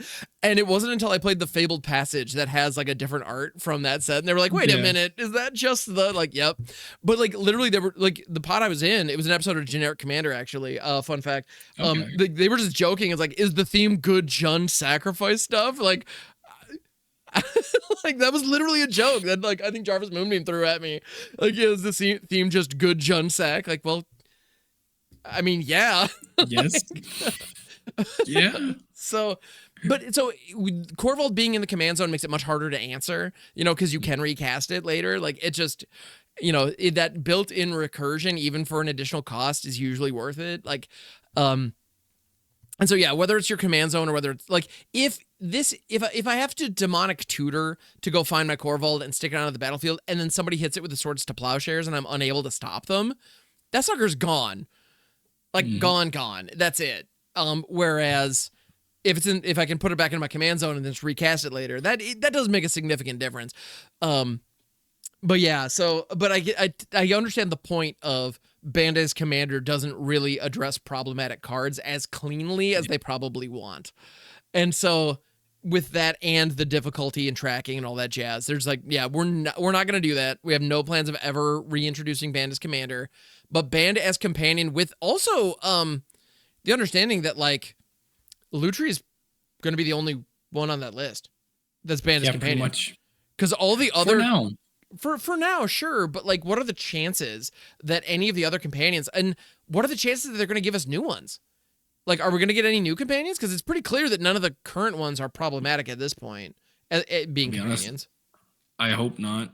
I think the companion mechanic was just a mistake. It was an 8th card that was always available paying 3 mana either way is still just no. Yeah, I'm inclined to agree. That said, like, it's funny that because I do actually want to make a case for Lutri in standard. Like when Lutri was standard legal, I don't know about you, but every time I like booted up a game of Arena, and it was usually in best of 1, and like I see the mulligans and I see that Lutri the Spell Chaser under my opponent's name. It was like, oh, we're in for a party. Like, how in the world did you build a singleton deck? Like in 60 card formats, Lutri it was very fun. Like some of the weird, obscure deep cuts that people had to do to fill out their decks, and like building around a theme where you couldn't like count on any card showing up in any given game was kind of neat. Like it was fun to see. So it creates an interesting deck building challenge in non-commander formats that I thought was fun. Also, big shout out to all the companions in March of the Machine. The reason that I called that out specifically is March of the Machine Limited, like the bonus sheet had all the companions on it. And so like drafting a Karuga, like all of a sudden changes your card evaluation for all the remaining picks. And like, and you know, Karuga is an example of one that like, you know, you're probably wanting to prioritize bigger, heavier things anyway, just in general. You know, in draft, that's not super uncommon, but then to like automatically personally ban 1 and 2 drops, you know, no matter what in all your picks, like that makes for a very weird, interesting draft environment. And so like companions in draft or like in cubes, I think kind of slap, you know, but like, yeah, definitely agreed. But in constructed, like if you want to play commander, play commander. If you want to play brawl, play brawl. Like don't play commander if you want to play standard. Like they're just, they're different. So, yeah, so I'm with you that I hope we don't see any companions return in any standard legal product. If they ever do a supplemental, like if they ever do like Modern Horizons 4 or whatever, and they want to like add some companions with some really wackadoo restrictions, I'm not mad at that. Like give us an Eldrazi companion where like none of your lands are able to produce colored mana or something like that. Like no, I don't know. Better yet, if it's an Eldrazi companion, you can't run colorless producing lands. Bruh. Okay. Because lands aren't tied to color identity. You can play any basics you want in an Eldrazi deck. They just make the colored mana, and then you use it to play colorless. But you won't be able to use like a waste to produce the colorless mana symbol for something like Emrakul or Ulamog or something. But I that would be funny to me. Your Eldrazi has the that could be really funny. That could be weird for sure. And like dancing around those kinds of restrictions could be interesting. And so I would know if they go non-standard with it and are not shy about the downside. Like that's the thing. The downside and the costs of the restrictions need to be like, it has like to balance. Awful. They have to be very difficult. Come to think of it now. Okay, this is a random thought, but just go with me on this. What if they took 2 design mistakes and combined them to make one uber design mistake, but hopefully, okay, what if they combined companions with eminence, except the eminence effect were all negative. So like if you start the game with thing in the as an eligible companion, you get like an emblem that says you lose 1 life every turn or something like that. Like, so you start the game with like a downside as a result of having the companion that impacts the rest of the game, you know. And think about the Eldrazi, like, you know, your lands cannot produce, like if your land would produce a colorless mana, it produces a mana of any color instead, or something like, you know. Although that one I suppose might not necessarily be that could actually be an upside, but it might be an upside, but still, I see. Maybe it's, you know, if it would produce a colorless, it just doesn't. you know, I like that approach because then suddenly having the companion, it's not restriction on the deck, right? Yeah, it has to give you something like an effect that lasts for the game. I think makes a lot of sense to balance that mechanic because otherwise, I mean, you're just building the deck in a style and paying 3 mana to take the card in your hand. But if it's a game-changing effect that lasts for the whole game, like maybe your creatures permanently get -1/-1 for the entire game, or something, that I think it's interesting because then I think that kind of game effect matches to what they wanted companion to be. Because the idea was companion was it was supposed to be with you, like story-wise in Ikoria, the creature was something you bonded with, like Luca did, right? And there was a symbiotic relation, and symbiotics are give and take. Yeah, exactly. So, yeah. And so like the restricting the deck build is one thing, but like what if it had a stronger impact on the game itself? Yeah, I don't know. Just a random thought. I wonder if there's design space there that's worth exploring. I don't know. Like maybe someday we'll see. But maybe Ikoria 2, Electric Boogaloo.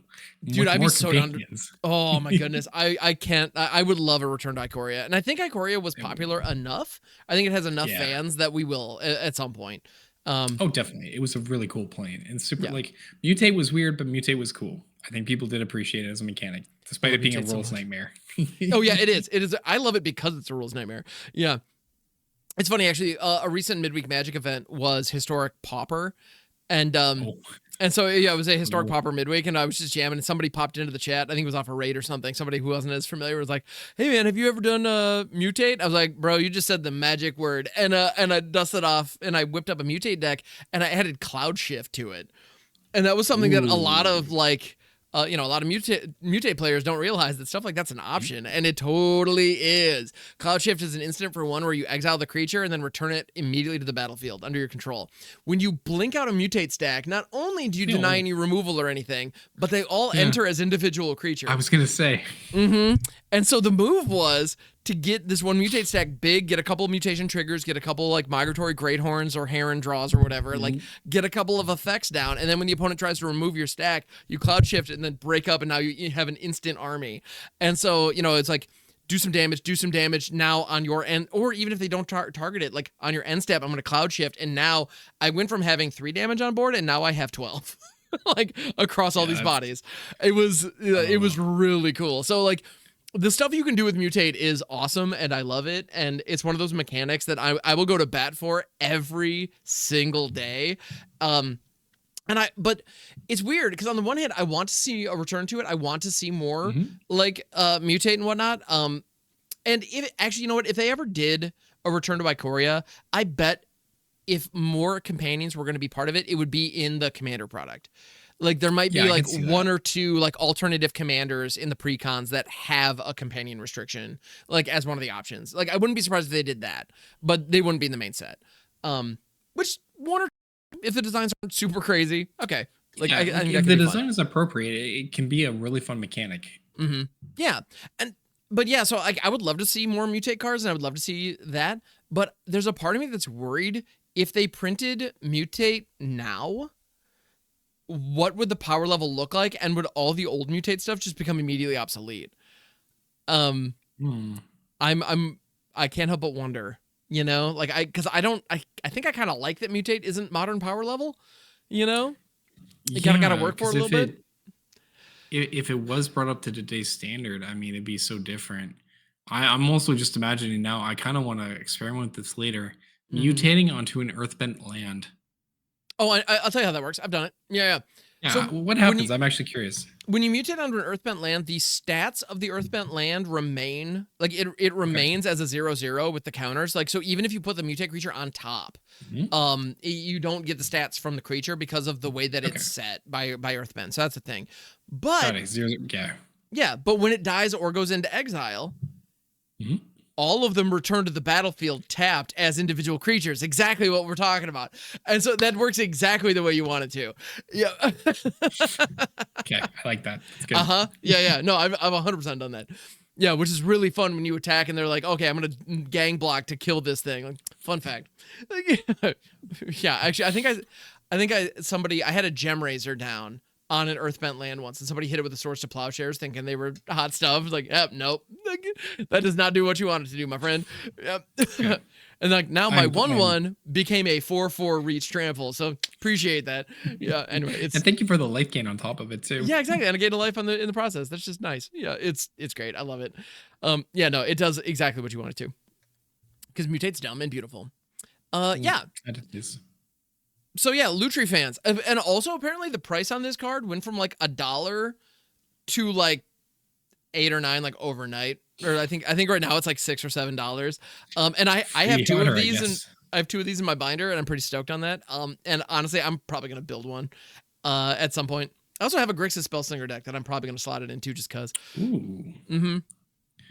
Oh, Grixis Azula with this. Ooh. Oh, you nasty. Ooh. That's spicy. Yeah, if you're not familiar with Azula, by the way, or Grixis Azula with anything that can, like, any flash creatures. So the way that would work, Azula has that ability that when you attack, or whenever you cast a spell while she is attacking, you get 2 copies. So if you throw Lutri down, you immediately get a copy of Lutri. The first one hits the battlefield, copies whatever other spell is on the stack that has already been doubled because you cast it while Azula was attacking. So you already have 2 copies of this. Like, let's just say Lightning Bolt for the sake of simplicity. Let's say you shoot a bolt at your opponent. But if you make it like a big score or something, like it can get really out of hand and stupid real fast. But let's say you shoot a lightning bolt at your opponent's face, 3 damage, cool. Azula's attacking, so I get to hit another one, cool. That's 6 damage already. Then I'm gonna throw a Lutri down. Copy Lutri. Lutri drops, copies Lightning Bolt. Boom. I now have 12 damage. Or no, 9 damage going at my opponent's face. Then the copy of Lutri hits the battlefield. Legend rule applies. You got to sack one, but okay. And then boom, you have 4 copies of Lightning Bolt all aimed at the opponent's face. That's great, and I love it. And so the moment you make that spell a big score or a freaking accumulate wisdom and just like draw that many cards or whatever, like, oh my goodness. Or make it a divide by 0 or a freaking into the flood maw bounce. Like into the flood maw just becomes a tiny cyclonic rift. Like that's it's so dumb. Oh my goodness. That. That's kind of exciting, actually. And because Lutri's mana cost is hybrid, the 2 red from Azula's Firebending can be cast on Lutri. Yeah. Oh, dude, that's really spicy. I like that actually. I'm into this. My favorite with Azula specifically will always be Torrential Gearhulk though, because like that's fair. It's so gross. Oh my god. Anyway, Snapcaster Mage would also do good work potentially, but anyway, we digress. Or I digress. But yeah, Lutri in that shell, 100%. Let's go. Oh, actually no, never mind. That doesn't work. Lutri has a line of text on it that I forget every single time.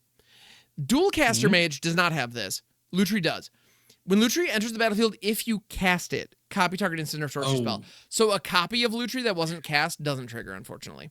Right, yeah. So just kidding, never mind. All those cool things we just talked about don't actually work the way I want them to. But it's fine because we still get 2 waters. So what? That's we fine. Still do, yeah. I'm okay with that. We still get 2 waters. Fair enough. Except it's legendary. So anyway, but yeah, it's fine. We get 1 otter, but we get a token otter and another otter in our graveyard that we can do other shenanigans with later. So it's fine. That we can drop a Sun Titan on and pull back or whatever. I don't know. Yeah. But we like our otters. Otters are fun. Yeah. And that I think is ultimately the bottom line. Even as we're like theory crafting and thinking about silly things to do with this, at the end of the day, like the card is perfectly fair. And it always has been. It wasn't banned because it was too strong. No one was of the impression that it was too strong. No. Ever. So there's that. Banned because a companion. That's why. So, speaking of cards that are too strong, or have been seen as too strong, Biorhythm is now free. Biorhythm, if you're not familiar, it is an 8-drop sorcery that says each player's life total becomes the number of creatures they control. Do we like this? How do we feel about this? Biorhythm is now legal in Commander. Perfectly okay with this. I think this was a fine on call to be banned. It's an 8-mana sorcery. We're doing dumb stuff these days for 20 mana in other ways. This should have been unbanned, like, to be honest, probably 4 or 5 years ago, if not a little bit more, given the current design space we've been in for the last few years.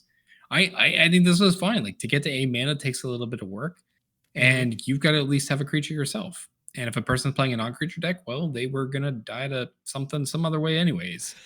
And this doesn't say it can't be countered, so you can still interact with it. And it's 8, like, this is fine. I'm okay with this being banned.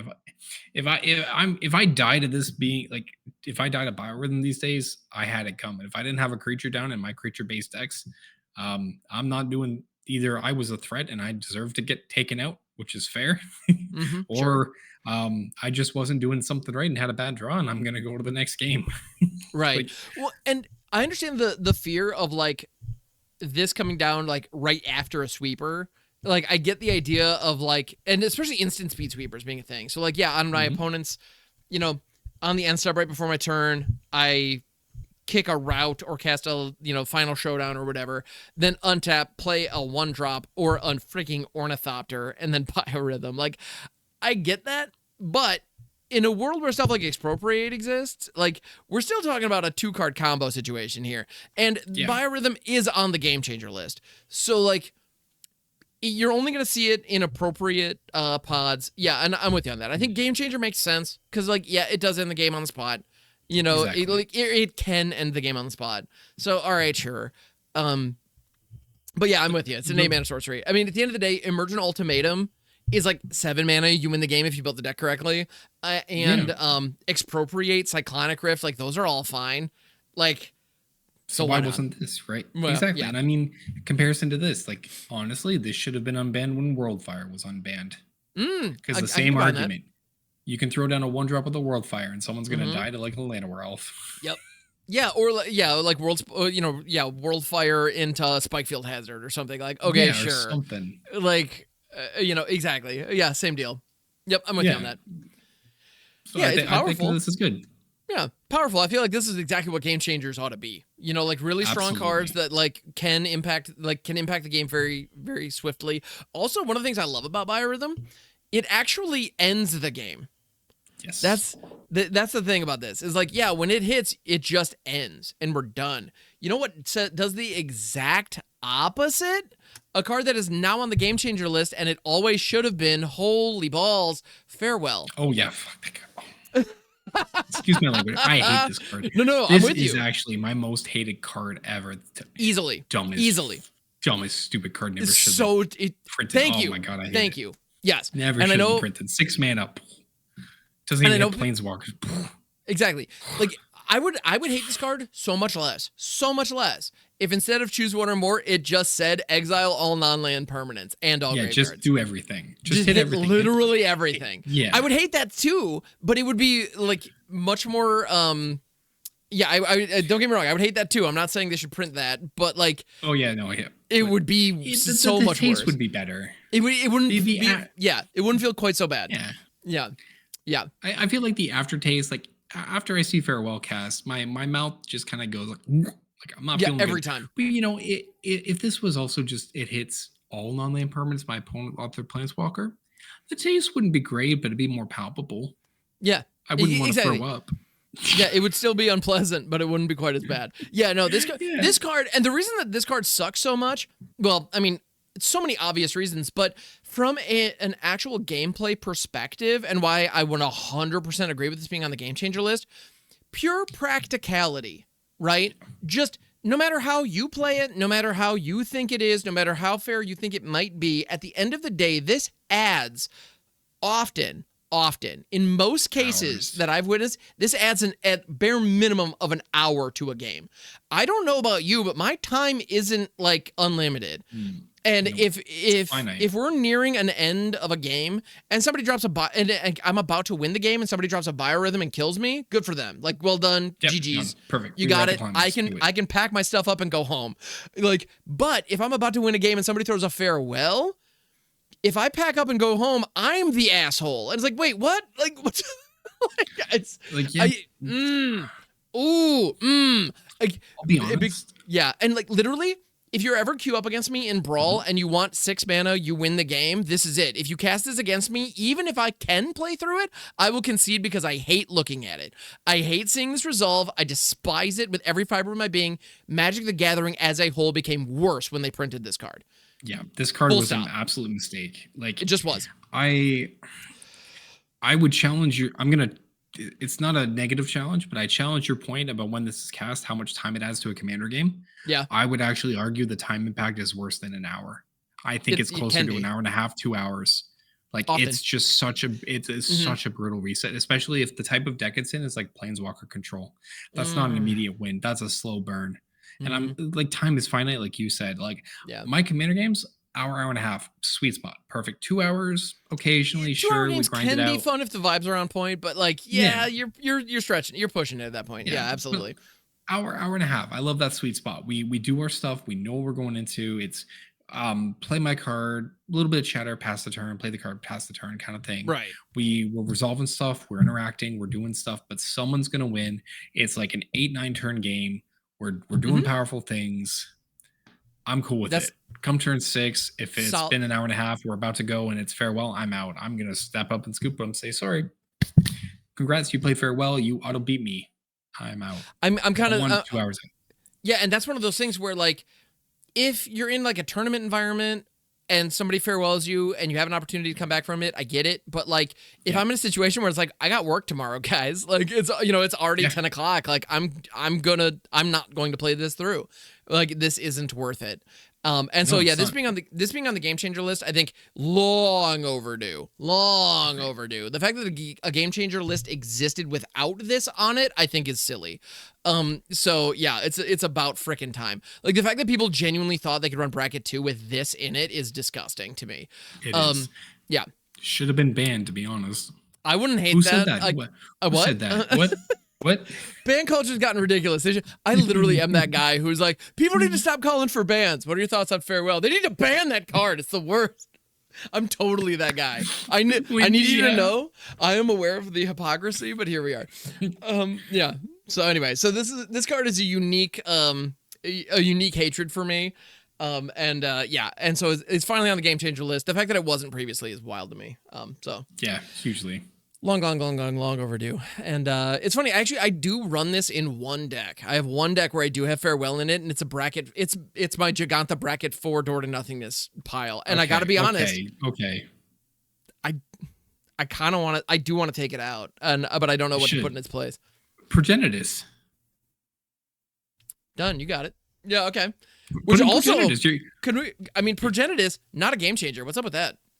I don't know, but I mean, Door to Nothingness is the same cost as Progenitus. This is your other secret commander, which could also be your commander if you don't want Giganta.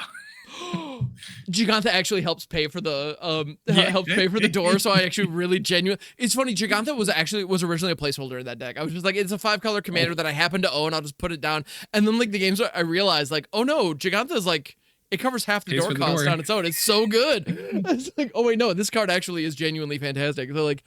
Yeah, I was thinking like, oh, I'll probably replace it with Kenrith or something at some point. But like, no, Giganta is the commander. Like, and I don't think they're, unless, yeah, I'd be surprised if a better 5-color commander for that deck pops up. That's it. I do like the idea of putting Progenitus in there. That is delightful. I think you do, because of the same token, Giganta pays for half the cost, and like Progenitus is just protection from everything. Like it's protection. Someone's gonna die. So yeah, over on Generic Commander, I do play against Jolly Saint Click a lot, who is a big time proponent of milling in general. So having anything that shuffles itself back in your deck is a good idea. All the better then. Yep. Yeah. So yep. I think you're onto something there. Actually, how much is Progenitus going for these days? Oh, $1? $8? Hell yeah. Oh, yeah. Sorry. Yeah. Sorry. If you want the fancy one, it's like the Foundation fancy one is like 15. Sorry. This one apparently is like 30. The fancy Foundation. Oh. So yeah, you've got some. And it's gorgeous, so I get it. Wait, I think I've got one. Hold on. About to say, you have a playset of these, don't you? In your Smuggler's Surprise deck? I have one. Oh, you have one? Okay. Yeah, I only ever played one in Smuggler's Surprise, and I sold Smuggler's Surprise to build Cub and Elemental. Well, that makes sense. Yeah, I sold it because I wanted to go into this year with a non-rotating deck, and for me, Cub is going to be legal for the next 2-ish years. Right. And so is Siege, all the elementals. The way I've structured the deck, it's a non-rotating deck that I can just enjoy for the next 2 years. Oh, that's actually really slick. Yeah, okay. Yeah. Heck yeah. Dude, that's so pretty. Yeah. Oh my goodness. I love it. I've got it. I want to put it in Cub at some point just to be like, hey, guess what? I'm gonna go Nature's Call a Progenitus. Dude, if you freaking Nature's Rhythm X equals 10. Yeah, Nature's Rhythm. Yeah, if you rhythm out a freaking Progenitus, like nobody can be mad at that. Are you kidding? Like, yeah, X equals 10 on our. Yeah, it's like, oh, here comes Crater Hoof, Progenitus. Wait, what? Yeah, I'm sorry. Yeah, bet you didn't see that coming. Yeah, but yeah, apparently the basic Foundation's Progenitus is like $1. Yeah, $1.50. So yeah, okay, pick it up. I might have to grab that. Easiest change for farewell ever. Excellent. And people won't be mad at you for playing farewell. People will be happy you're playing Progenitus. What do you mean you have a protection from everything? People will be mad at themselves for not playing Progenitus. Yes, that's exactly. Like I'm mad at myself right now for not playing Progenitus in the current build. Here's the high ground. Here's you with the Progenitus on the even higher ground. Exactly. I got Progenitus in my 99. Yeah, exactly. I love that. Okay, yeah, that needs to happen. Amazing. Oh my goodness. But yeah.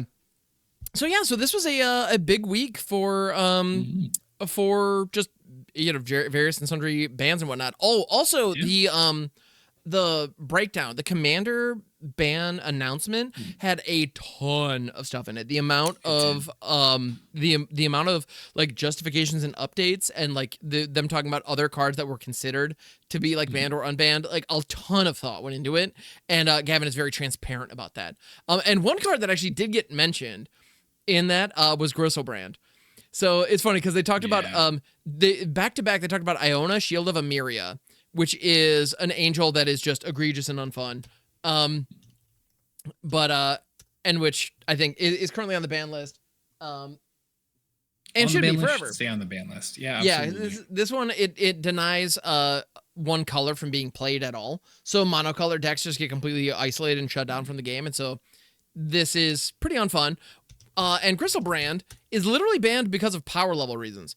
Like Griselbrand is just straight up just too good. It's too good for the format, especially in a 40 life total environment. And just every single hyper powerful deck with the fast mana available. You just build a hyper competitive ramp deck, and then you just cast Griselbrand out as your commander, and you just draw 14 cards for like a negligible life cost and just go to town. Yeah, I get it. Like it's one of those where I look at that and it's like, okay, I see the problem, yeah, let's just put a super necropotence in the command zone as a demon. Like, yeah, all right, fair. Yeah, makes perfect sense. Like it's way too strong. Like just getting the card draw right away. Because like, don't even forget that like the ability is not even sorcery. Like so, even when you cast Griselbrand, as soon as it resolves, the trigger goes on the stack. If your opponent's like, oh, I'm just gonna, I'll cast go for the throat or something to kill it. Well, I pay 7 life, draw 7 cards in response. Yep. What you gonna do now? What you gonna do about it? Exactly. Like, so the first one that I activated upon first entering still happens, whether Gristle's alive or not. And then, yeah, if you kill it, I'm still gonna draw a ton. Like it's ridiculous. So Griselbrand, I get it. And then it's funny though, if somebody's like gonna Swords to Plowshares it, so it's like, oh, so you're gonna gain me 7 life when that resolves. I'll just pay 7 up front. You just gave me 7 cards. Like it's. Yeah, and you're gonna reimburse me for it on the back end. Ridiculous. Yeah, so yeah, I get it. That's one of those where, but as a reanimation enthusiast, I want it. Like I want to cast Reanimate on Griselbrand. I want this so much. I'm playing Villas Broker of Blood in a bunch of decks. And Villas is good though. Villas is good. Villas is Kirkland brand Griselbrand, but it's still really good. It's still really good. So, yeah, like, I still love him. Don't get me wrong. And when you reanimate a Villas, the 8 life you lose from reanimating Villas draws you 8 cards immediately, which is just that's primo. Pretty nice. So, I'm not saying we need Griselbrand. I just want Griselbrand. And, like, I own 2 copies and I've got nowhere to put them because I'm not playing Legacy. So, maybe I should start playing Legacy. I was gonna say this is really starting to sound like the start of your Legacy deck, because all you need is some. I think Troll of Khazad-dûm got banned and Tomb got banned, but you just need 4 Reanimates, some Exhumes, a couple Griselbrand, a couple Traxa, and I do have an Atraxa. I opened the I opened the Sephiroth Atraxa. So, ooh, yep, and nice. that one is in my Jogantha deck because why would I not? It should. Exactly. You should. As I should. It was fun for MagicCon Vegas last year. Is when I cracked it, and it was Piggy Banks' Pocket Square that weekend. Yeah. Ooh, that's a good one. Yeah, he was big styling at the convention hall that weekend. It was good. But yeah. Anyway, I think you could just build Mono Black Legacy and Mono Black Legacy. To be honest, I don't hate that idea. I might have to look into it. Yeah, an excuse to buy more copies of Stitcher Supplier. Oh no, whatever will I do? Yep. Yeah, like it's an older list, but there's a Legacy deck that was, just mono black. Like you throw in some, like you can go cheaper on the land base, right? You just can go swamps and stuff and animate dead and grab in your Griselbrands and stuff and have at it. Valgavoth and stuff. Like, yeah, I think you could just go to town. I mean, you can make a budget friendly. Yeah, that wouldn't be that hard. Oh, like animate dead, a couple of reanimates. You can. Yeah. You don't have to go hard on the mana base. You can just play the swamps, make a budget, and just have in your reanimate targets and have fun. Oh no, guys, you heard it here first. Like, yeah.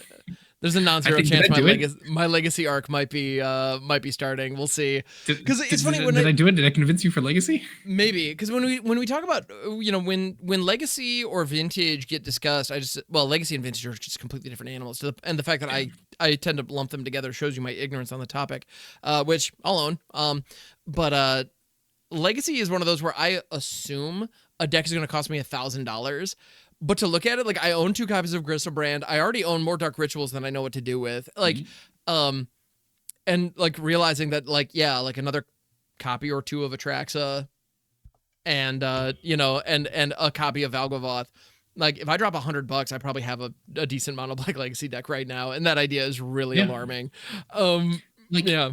the biggest thing I'll always say for legacy is like, yeah, there are legacy decks that are in the thousands of dollars. Yeah. That is no lie. That happens. There are also some that are 500-600. Mm-hmm. If you were wanting to play legacy at the toppest of top level, Mm-hmm. yeah, it's like standard. You'd have to go into an investment. But if you Right. just want a fun legacy deck to pull out at like a Magic Con, honestly, 300-400 bucks at a, which is still a lot of money, Sure. but 300-400 bucks for like a deck that'll never rotate, that you're just Mm-hmm. going to enjoy. It's like a model train set, right? You're just buying that Right. model train set to enjoy. You're Mm-hmm. just going to have it, and you can just play it for fun. Like the legacy deck I want to build, it's I think like 1200, which is enough, Okay. but That's I want to play it a bit competitive. sure. But like there was a $400 Lurgoyf deck that won a standard challenge last year, and it was Lurgoyf typo. Let's go.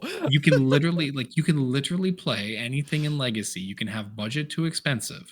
Yeah. It's all about how you want to play. Like it doesn't need to be the nth level expensive. You can play a budget deck. There are budget brews for legacy too, and you can just build what you want and have fun with it. Especially if you bring an off meta deck, people aren't gonna know how to answer it because everyone's so teched to doing their strategy or Mm-hmm. the top level. Like the majority of legacy decks don't play removal. Like someone will die to a construct from an Urza Saga. Or there was a lands deck that just did a recurring loop of punishing fire, and they can't answer because they don't have a way to That's exile so the funny. graveyard to stop the punishing fire. So just That's ridiculous. Well, and the Yeah. thing that's blowing my mind here, the idea that like a decent, so when I think of like powerful decks, I know Entomb being banned means that the Reanimator Mhm. build, like the Rakdos Reanimator was apparently like top tier for a long time. Yes, And then it when was. Entomb got banned, that definitely like gutted it pretty hard, which, okay, great. But then the idea of building a mono black variant that runs stuff like bone shards, as you know, which even then is it even that worth it? Like, do you need removal in that format? But like, it's a discard outlet for one, Yeah, like it's not in bad place to of like a just faithless have. looting, right? Like, I'm just thinking of ways to fill the graveyard, like Bitter Triumph, Bone Shards, or yeah, just Stitcher Supplier with Deadly Disputes and that kind of thing. Like the Yeah. idea of being able to build a mono black version so you don't need to worry about fetches and shocks. That idea sounds like a decent, if inconsistent, but still like competitively viable tier 2 Mhm. legacy deck. And we're talking about something that would cost a fraction of a competitive standard deck right now. Yes, absolutely. That's And you can bonkers. just have it. It doesn't rotate, right? And it doesn't rotate. Yeah. Like I thought about for legacy if I wasn't going to build mono red Stompy, which hopefully comes down in cost if they ban the one ring Mm-hmm. like they should. Another discussion, but like I would have Sure. built Lurgoyf typo because I think that's just cool. Playing out like a I love that. $12 Tarmogoyf into like Pyrogoyf and just blasting your opponent with Pyrogoyf triggers. Dude, Pyrogoyf is. I recently played this Pyrogoyf's a in Timeless house. for the first time, and oh my goodness, this card rules. Yeah. Anyway, yeah. So this is a staple in mono red Stompy Mm-hmm. in Legacy. You drop a Pyrogoyf, and then we play Fable of the Mirror Breaker that we remember, good old Kamigawa, Oh and you make yeah. copies. You make a copy of the Pyrogoyf, which triggers the Pyrogoyfs, so they just blast your opponent. Gorgeous. Yeah, it's fun. Beautiful. And yeah, like 500-600 bucks. Get even 400 bucks on a little tighter budget can get you just a fun legacy deck to jam with friends. It doesn't have to be super competitive. Just if your legacy deck's going to do its thing and you're going to catch people by surprise, that is enough in itself to win. That's beautiful. Yeah, This is lovely. Okay, I fear I'm very few decks are turn one combo. The only turn one like combo deck is Oops All Spells that should eat a banning. And other than that, like the legacy deck, like I said, mono red Stumpy, that's not turn one. That's me trying to play big threats on turn 2 or 3. And I can't beat a Grizzlebrand on turn 1. Are you kidding me? I died to that. Sure. I don't play removal. Well, and yeah, because I don't have the room for it. I do need an excuse to get a couple more Traxes and a few Archons of Cruelty. So, okay, there we go. Yeah. Yep. Apologies to There you everyone go. I'm playing Commander with in the near future. But anyway. But yeah, dude, this has been an absolute delight, man. Thank you for hanging out and chatting. Yeah, I realize we've been going for a while now, and we're well past the band discussion. But I love some of the tangents that we it's fun. The go tangents down. are the best. It's really what podcasts are for, I think, right? Like if you're not doing 100%. tangents, then make it a tight YouTube video. And if you're not doing tangents, are you even podcasting correctly? For real. Yeah. Agreed.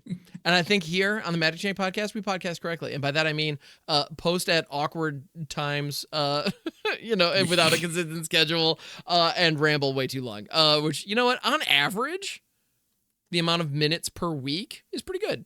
I think. Yeah. I'll tighten up our schedule one of these days, I swear.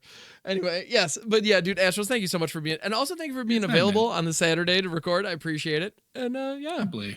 All right. Yeah, my plans got changed because of work stuff today. I was supposed to go to a store champs to play some Badger Mole Cubs, but due to some work stuff and rainy weather, I wasn't able to make it. So I was happy to do this because I also just get to go chill and do some streaming later to play more Badger Mole. Heck yeah. That's actually one of the challenges about doing we tend to record on the weekends, and like it's not uncommon to throw a request out and then to see like 3 or 4 of the hosts being like, oh, I'm at a tournament. It's like, well, yeah, of course. Like that's It turns out we're competitive. Who knew? Yeah, it turns out, yeah. But then during the week, people stream in the evening. So it's like, well, dang. Anyway, but it's all good. It's a great problem to have, you know? No. The hosts that help out with this podcast are engaged members of the community. Oh no, whatever. No, the content creators are making content. Oh no. They're making content and like experiencing the game so they have things to talk about when they make content. Oh no. Yeah, it's wild. It's crazy. All right. Well, dear listener, dear viewer, thank you so much for being here. We appreciate you very, very much. Astros, always a pleasure, my dude. Let's do this again sometime. Always a pleasure, my friend. All right. Later, everybody. I look forward to seeing your legacy arc soon. I'm afraid that, like, I'm genuinely worried that you may have started something here. Excellent. Wait. Uh-oh. Oh, no. We have Darth Astrals entering the chat. Excellent. There it is. Sorry. No, you're good. Yes. Oh. All right. And with that, I'm going to do it. All right. Take it easy, everybody. Cheers.